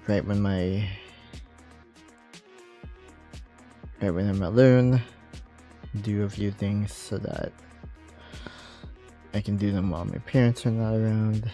I just think that I have to do when my parents are not around, and I can only do them at that time. Either that or when they're asleep, but it's like, no, I got a big day tomorrow. A few things to interview about, and so it's like, okay, I think it might just be worth it to write down like my questions, concerns, etc. tonight, like overnight. I mean, either way, I'm most likely going to end up like falling asleep really soon, just so that I have like something to, so I have like more preparation time tomorrow. So I have meetings from like, well, it's not that many meetings. I used to have way more meetings when I was still working at Chevron, but it's like, it's still a lot to process. So I don't feel like writing them out right now. I'd rather just draw. So I barely draw anymore. It's like drawing literally increases, your endorphins and brain capacity and stuff like that. And I barely do it anymore, so maybe that's why I'm like all out of whack brain wise.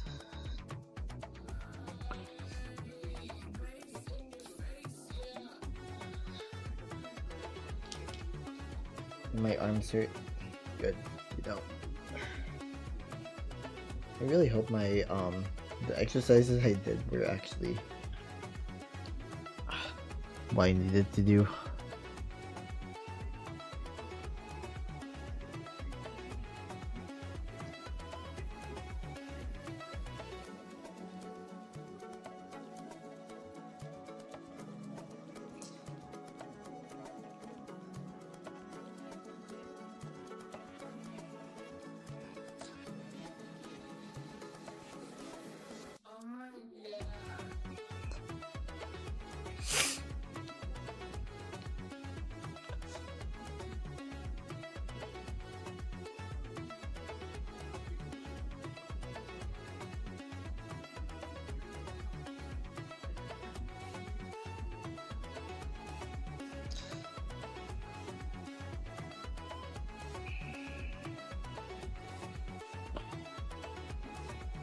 I'm just gonna use my normal method for drawing.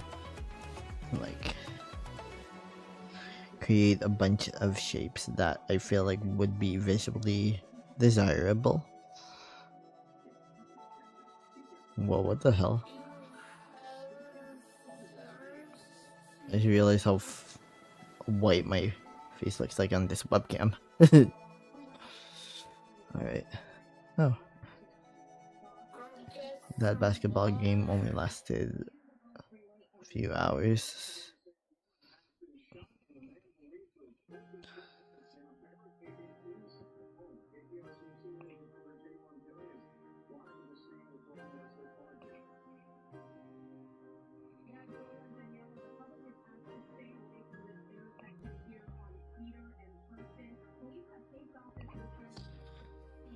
Okay. I don't know what's going on. What am I going to do?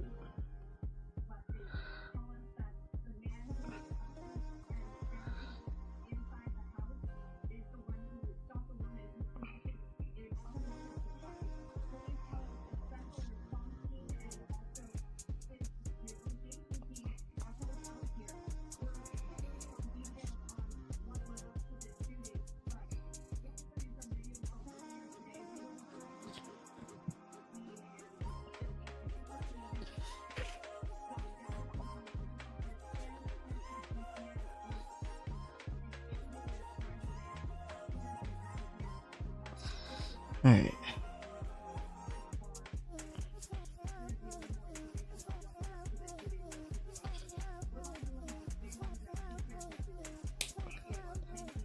Okay, seems neat. Alright.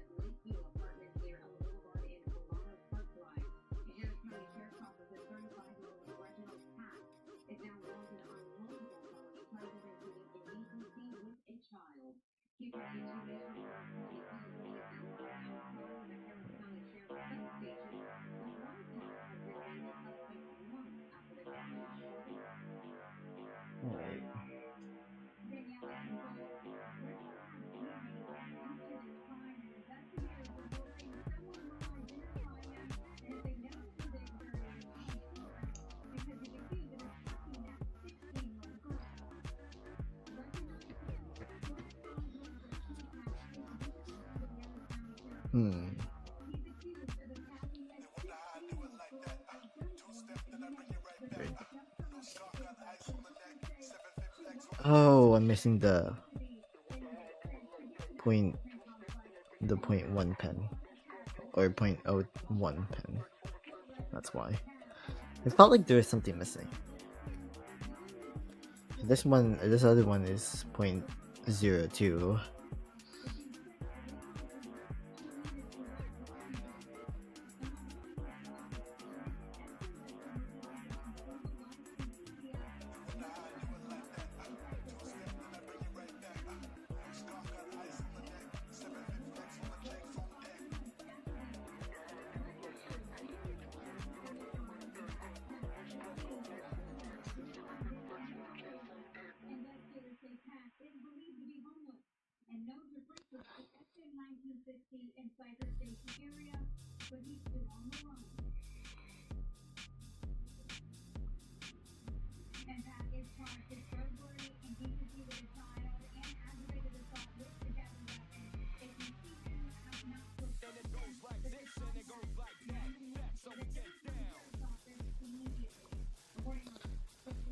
Okay.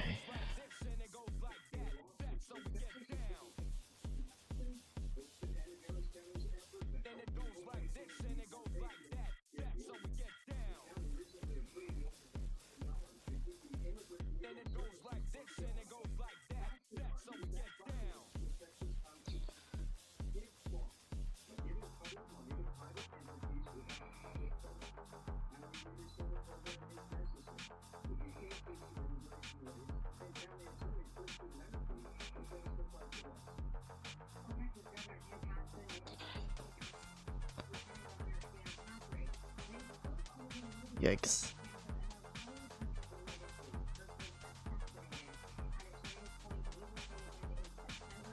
Ew. Seriously, like, ugh. Fucking governor of Texas, that dumb bitch. Went to my alma mater today. Ew. Disgusting.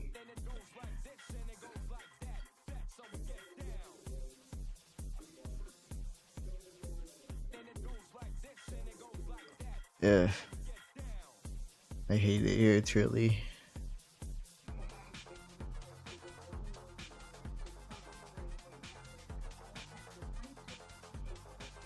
It's fucking stupid. Okay.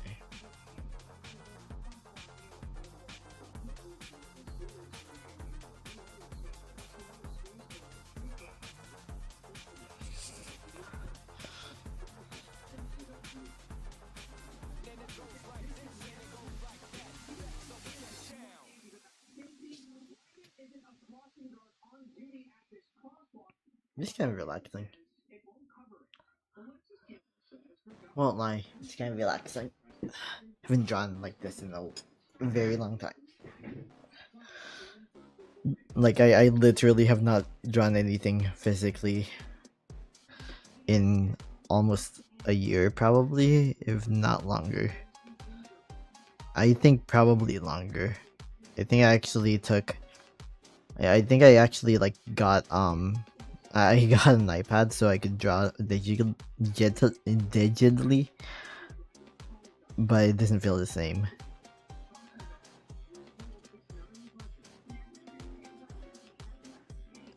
Like, my favorite medium, unfortunately, is like using charcoal and stuff like that. But when I use it, it triggers my asthma and my allergies, so it makes me sad, honestly.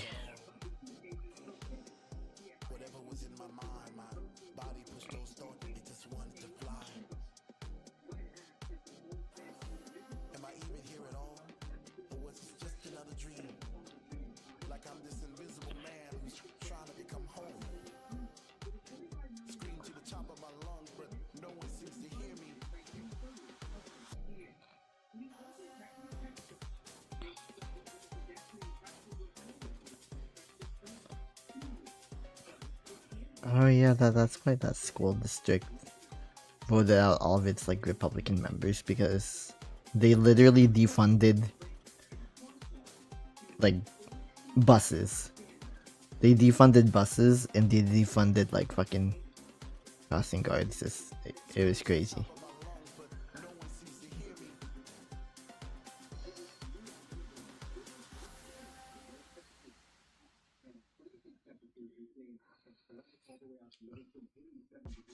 Yeah, no wonder. I just forgot. I forgot about that. Like, no wonder they voted in like all the progressive Democrats. Like, why would they back a Republican after all that?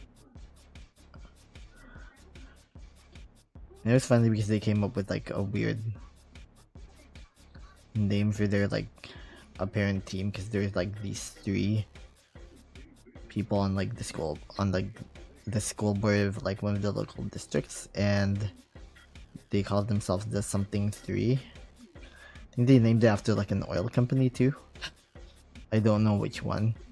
I know it wasn't Chevron, it wasn't like, it might have been Exxon. I don't know. Either way, it didn't work. The voters did not care, and the voters wanted, their kids to be safe when they were traveling. Like that's how basic ill is. And it is crazy to me how like Democrats don't seem to understand that. You don't seem to realize that, you know, hey, if you were to maybe work on providing for the needs of the people, then you would get more votes. And you would be able to not capitulate.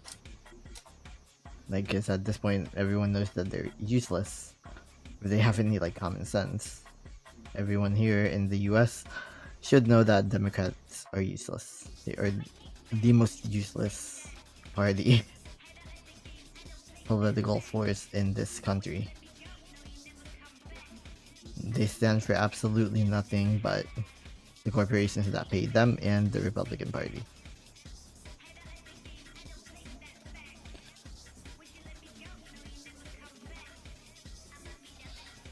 I do have like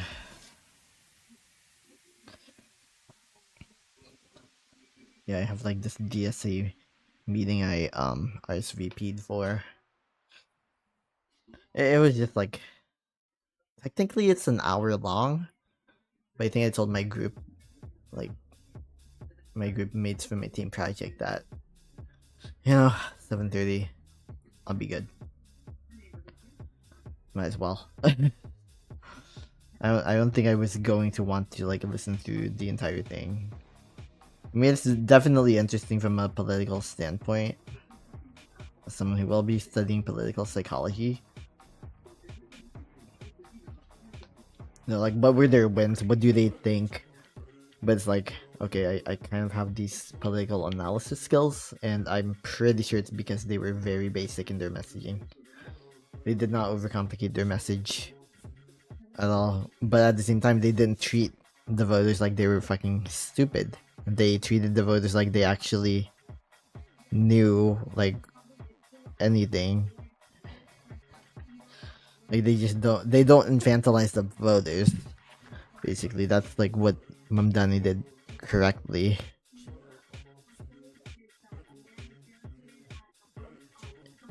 And Democrats here in Texas and elsewhere do not seem to understand that. And it's like it's almost funny because like it's almost like Beto when he was like running, Beto O'Rourke, he completely forgot his campaign strategy of literally just like speaking with people. That's why he didn't win like office last election, because he just did not like talk to the people the way that he did like during his is it the Senate race? Yeah, I think it was the Senate race. He came like within 2 points, because unfortunately there is a very stupid element here in Texas. And it's not really their fault either. That's the unfortunate part. Like, you can't really assign blame to Texans for not knowing better, because we have been indoctrinated into not knowing better for the most part. It's like, if I hadn't gone to like university, I would not be able to like clock their fallacies. I probably would not have been able to, even if I was like smart or whatnot.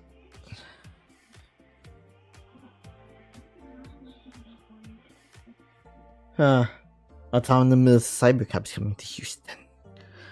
Oh, that's great. I'm not scared at all.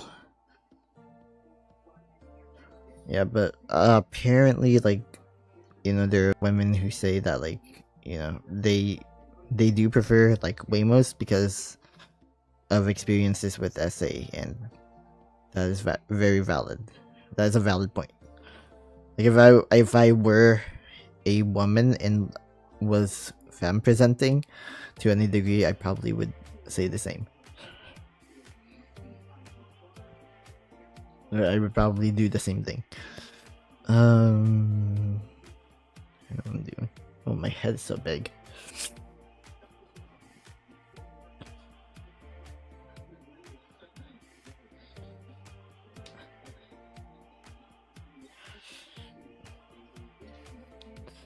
It's kind of neat.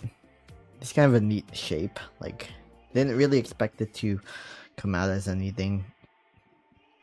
Maybe next Tuesday or like over the weekend. Maybe not over the weekend per se, but like maybe like Friday or something.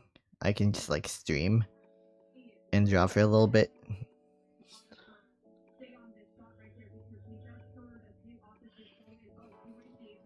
And I can just like draw for an hour, a half hour, whatever.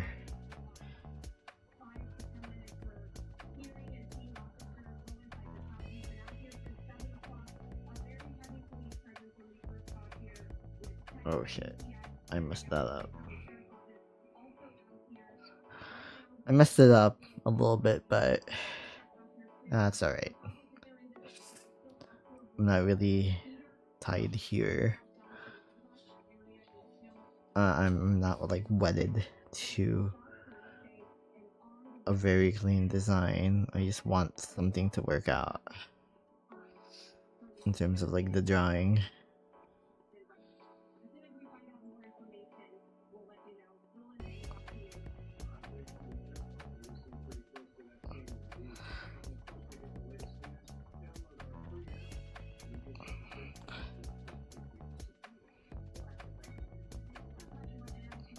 Oh.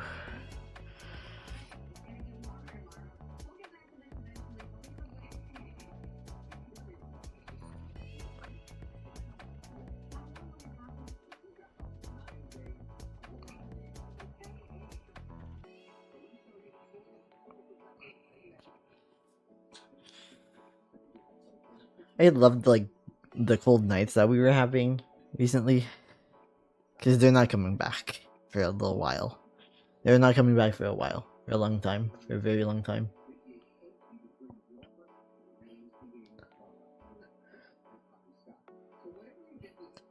Like it's they're not coming back. I hate it. Cause like when it's 38 degrees outside, I can sleep so well. I sleep so well. Oh, I should have changed like the ticker.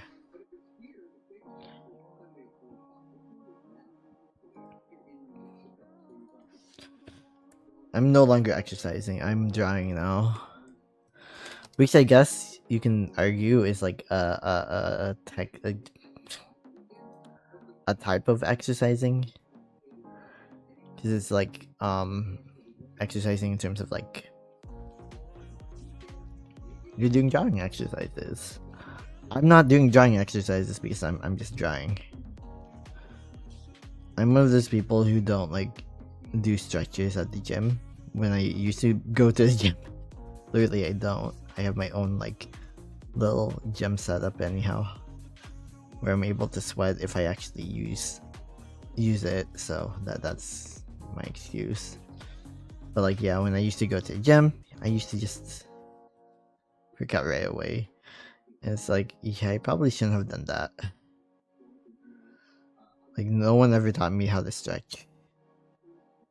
Like, no one ever taught me how to like properly stretch.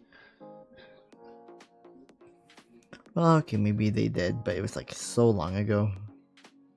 Like literally like elementary school, so like obviously going to a gym, yeah, wasn't gonna end up remembering those techniques. Oh. Well, we have cold weather right on time for the Friday before my penultimate project is due for my program. Okay, life is good. Life is good.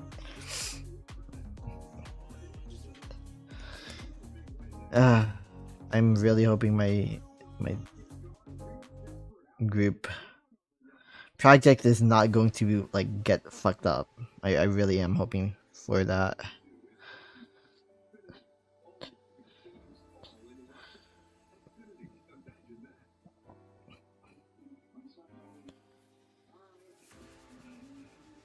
Yeah, because we need to like really drill down, dig deep, and all that.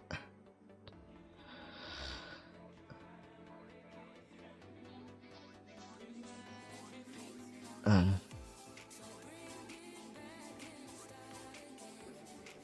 okay. What is going on here? What is going on?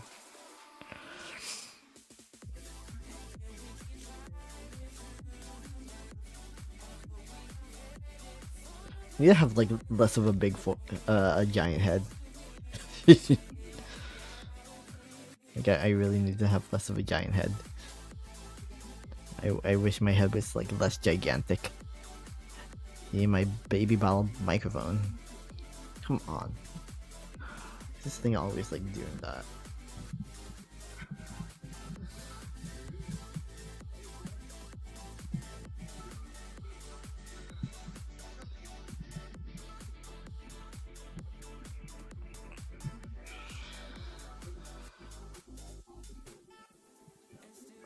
Okay, now this feels better. Well, wow. Cannot see my face, which I guess may be preferred. Maybe preferred. Alright. I think I'm good with like the drawing portion. We need to start coloring now. Well, maybe not coloring. Yeah, no, this is not big enough for coloring to occur.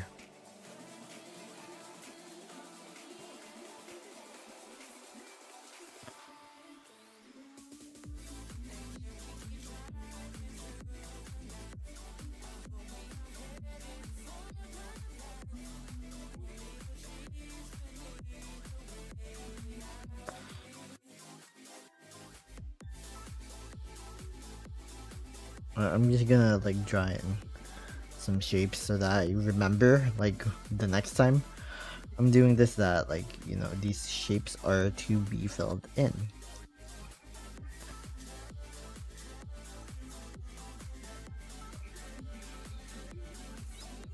Like these shapes are to be filled in. Fill them in. When you have a chance. When you got the time.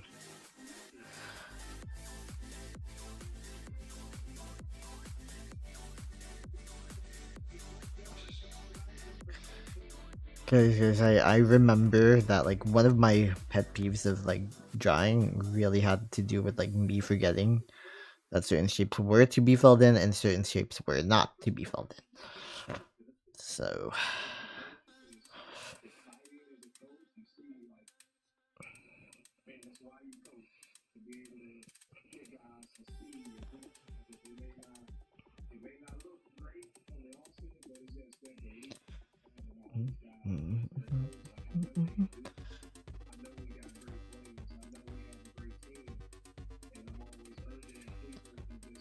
only trying to be yours.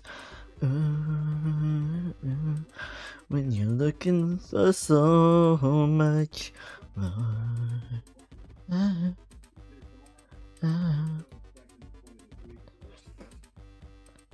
You forgot.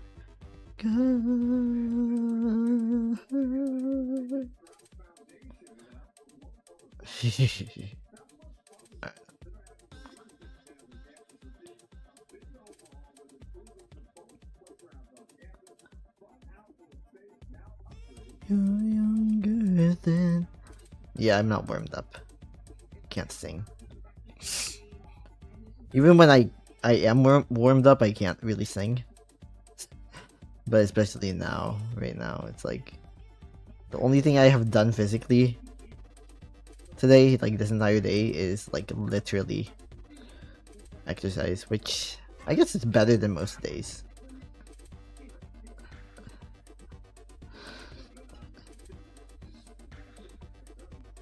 Better than most days, because yeah, most days I'm just not exercising. I'm doing absolutely none of that.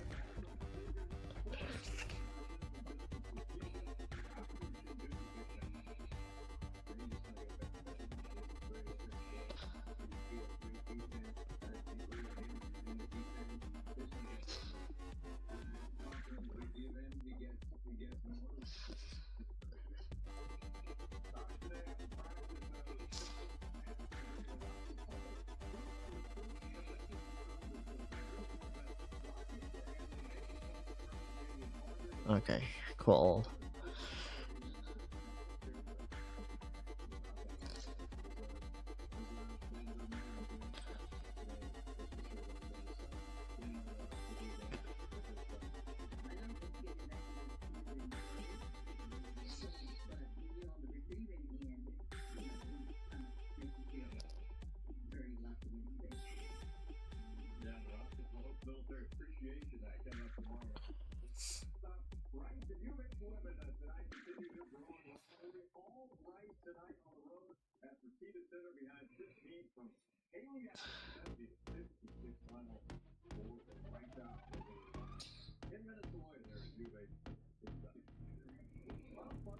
Okay, okay.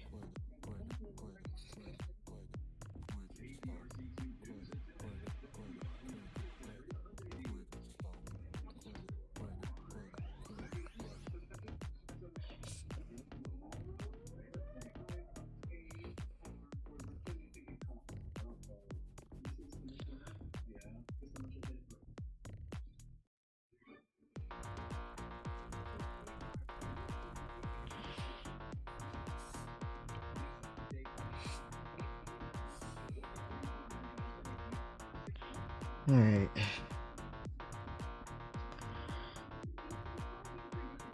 Yeah, I got a good idea of what I want to do with this drawing, where I want to fill things in.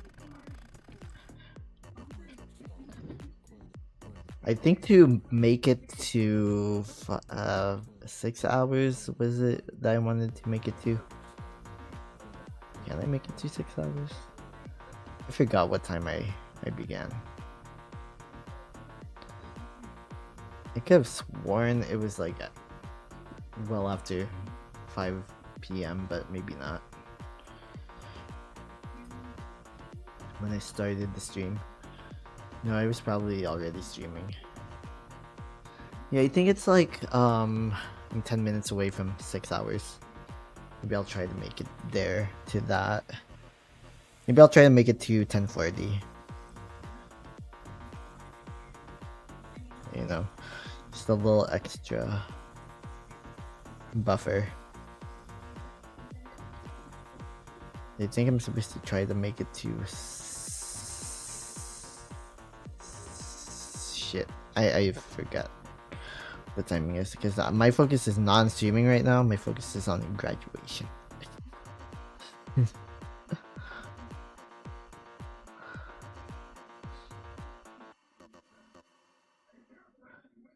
I'm just trying to stream to make myself get out of my head. That's it. That's why I'm here. Get out of my head. Tomorrow I have to be completely out of my head. Unfortunately, for like a few hours. Which can be quite tough and kind of a lot, but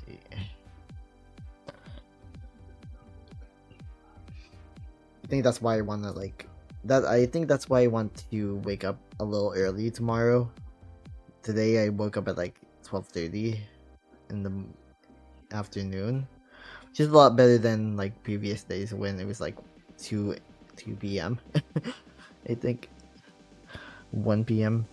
Like I just have no sleep schedule. Just don't have like a proper sleep schedule. All I know is, man, we have to like really work on that group project, and I really don't want to like make myself stressed out about it, but I do not want to make like a C in the damn class just because when my performance has been like top notch, I do not want to make like a C or even a B in the class. I just feel bad.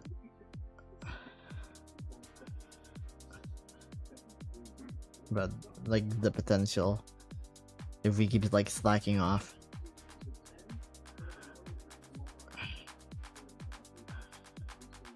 Like me, I'm supposed to be having a day off, right?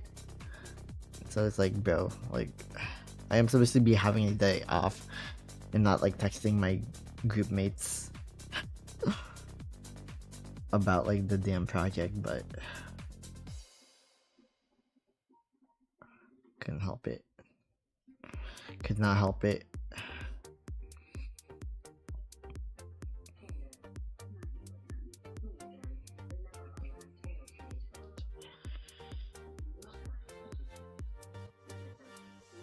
Alright, I think I am almost finished with like demarcating the borders. These are the borders. Then I'm probably gonna like end up wanting to draw more next time around, but like at least I demarcated enough, more than enough. I made more than enough demarcations. I'm most likely going to try to stream again at some point. Either this week or next week. Yeah.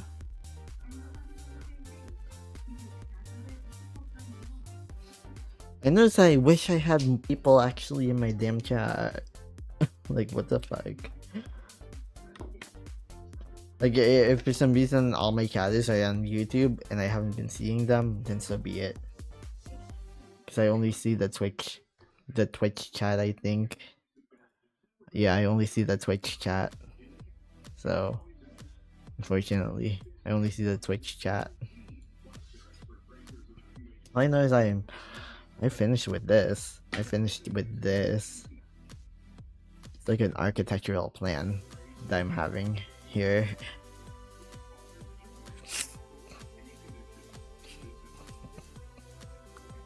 Oh shit, yeah, I have to put it away because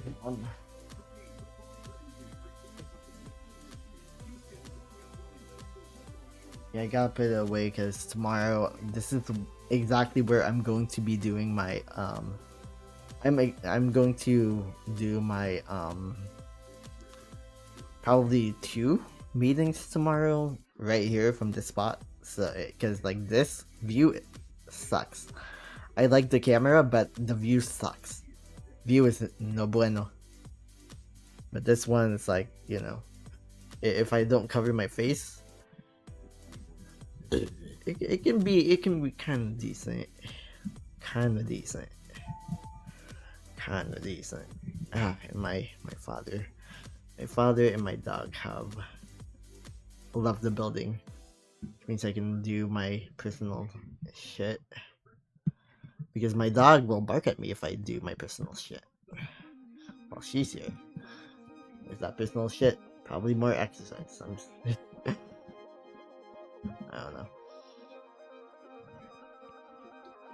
All I know is that like I need to have like a little bit of personal time, and the only time I get that is like on Tuesdays when my father picks up my mother from work, and then my dad comes to with them because he hates being left here with me.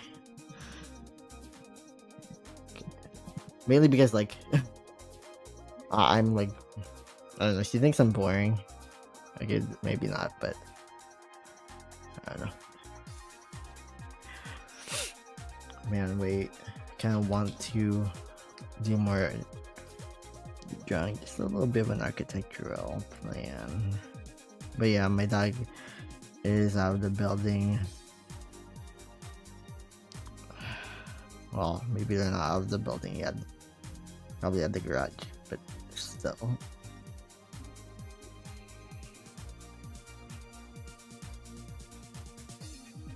Alright. I had to do something.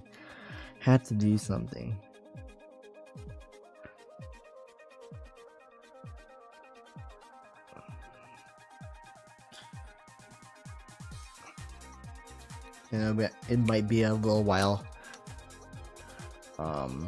until I can do this again. Until I can stream again, until I can draw again. Actually, I'm gonna try to draw every day. I feel like I have to get back to myself a little bit. I might not draw for like a half hour, but I will need to draw. Absolutely. I'm gonna turn off my MacBook screen. That's gonna be turned off pretty soon. I'm gonna have to turn this setup off. But before that, I need to find my notebook.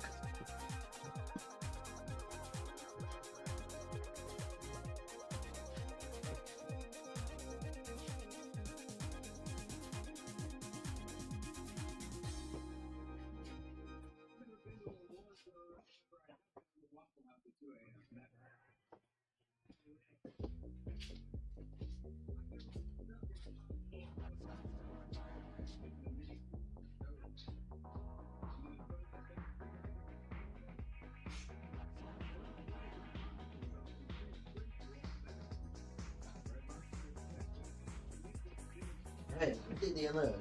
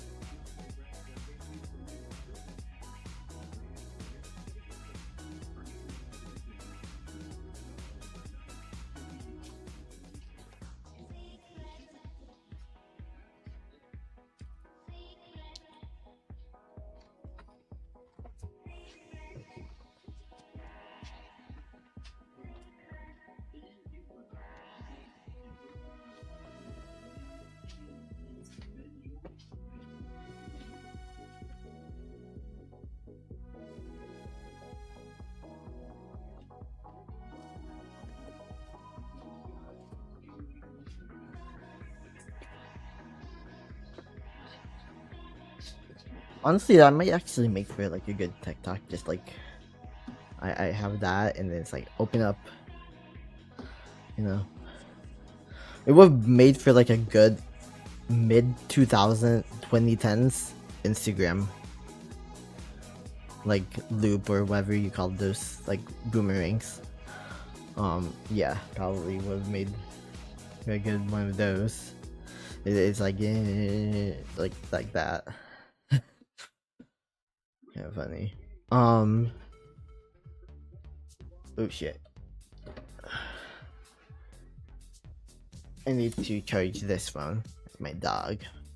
Not the dog that's going there. That one's Cookie. And she is very much alive, unlike my sweet little puppy, Eva. But she's also a sweet little puppy. Like, so cute. Yeah. This is literally her in the garage in her little watermelon shirt because she was excited about going outside. And then this is her when we started to when my parents started to drive outside.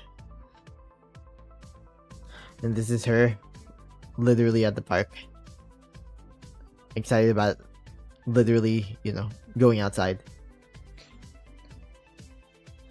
And this was her under the table because we decided to get Popeyes, and she was just like, she was trying to hide from my mom after we went outside.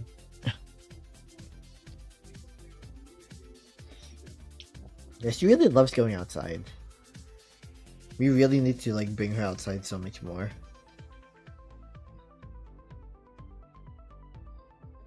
You know, that really is a necessity for us. Yeah, cause bring her outside makes her weight lower, which is good. Oh, and then she's my sweet little baby, the other dog that passed away. It was like less than 2 weeks before she did, I think, if I remember correctly. Yeah, it's like 11 days before. Because my parents lied to me and told me, like, told me she'd be fine.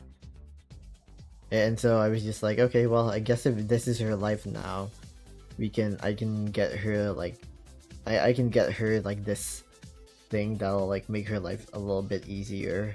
And so I bought her, like, a whole, like, cart. And she still found a way to, like, fall asleep. It was kind of funny. But yeah, she still found a way to, like, literally lay her head down while the cart was on her leg. She didn't seem she really did not like the fact that she couldn't walk anymore. Cause that's what happened near the end, and so I just like got her this like expensive ass cart.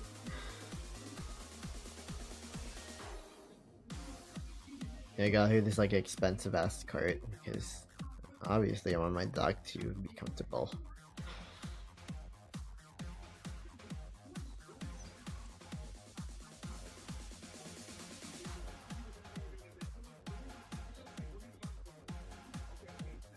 Yeah, but that's alright.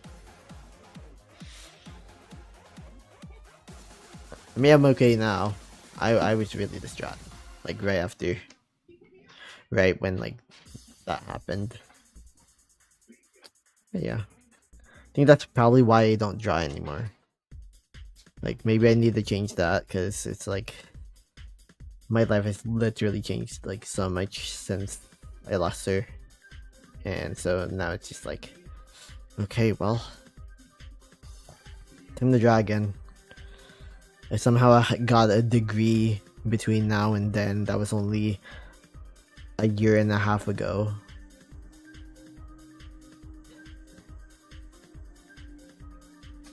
Yeah, and so it's just like, yeah.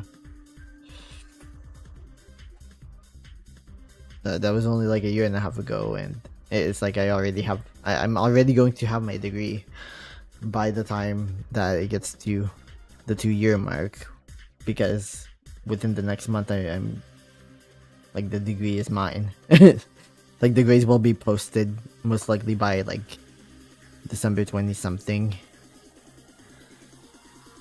December 20, so like it might, yeah. Most likely I'll pass. It's just a matter of like what my GPA is going to look like. Am I going to cry? Am I going to be like disappointed at the fact that I wasn't a perfect GPA student? Or am I going to rejoice at the idea of like getting my grades? Like I have no idea. I have no clue. Things usually turn out well on that end for me, but like, kind of hard to tell. But anyway.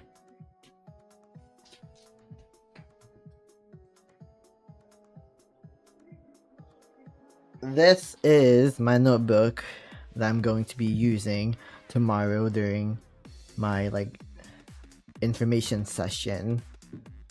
Not really an information session if like, yeah, it's probably not an info session if like I'm if I'm the only one who is being given any information. But yeah, this is the notebook I'm gonna use. I'm gonna like write down, like tonight I'm gonna like try to write down my thoughts, just so that like when it's time to sleep I can literally just like fall asleep, right? Like and not like worry about like the questions that I need to ask. It's like I have an info session with that like program at Columbia, and then I have that and then I have like an introduction appointment to ASU, a formal one. So I'm actually really excited about that, but I also have to like ask like some questions to my to the assigned teaching as a teacher, as a TA for me. So there's that. It's just like, okay, well, neat. I kind of have my questions prepared already. It's just a matter of like getting them out of my head.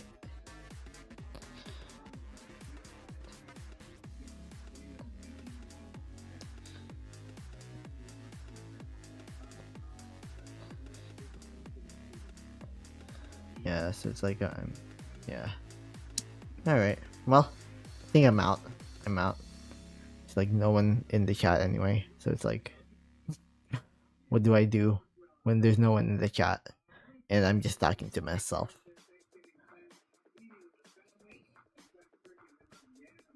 Who knows? who knows? But I did have a fun time exercising. I actually sweated today. That's weird. Like my metrics have been so down lately that like me actually sweating is like crazy.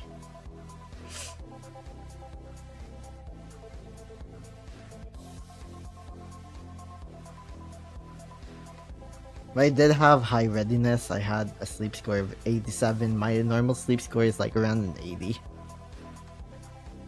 I reached my target cardio load.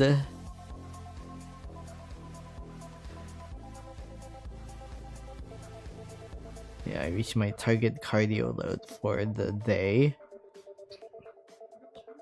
And I had been like under training for a very long time. I have been under training for a very long time.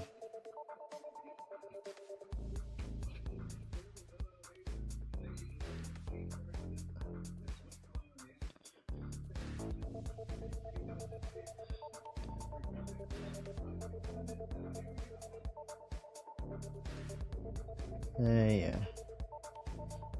I genuinely thought that rejecting my financial aid would mean that they would know that I am not interested in going to their institution. In fact, I'm literally going to be calling ASU tomorrow, but turns out that that's not the case. Yeah. Anyway, yeah, I'm really out. I have to leave already and do my personal stuff. Take care, have a good one, whoever you are.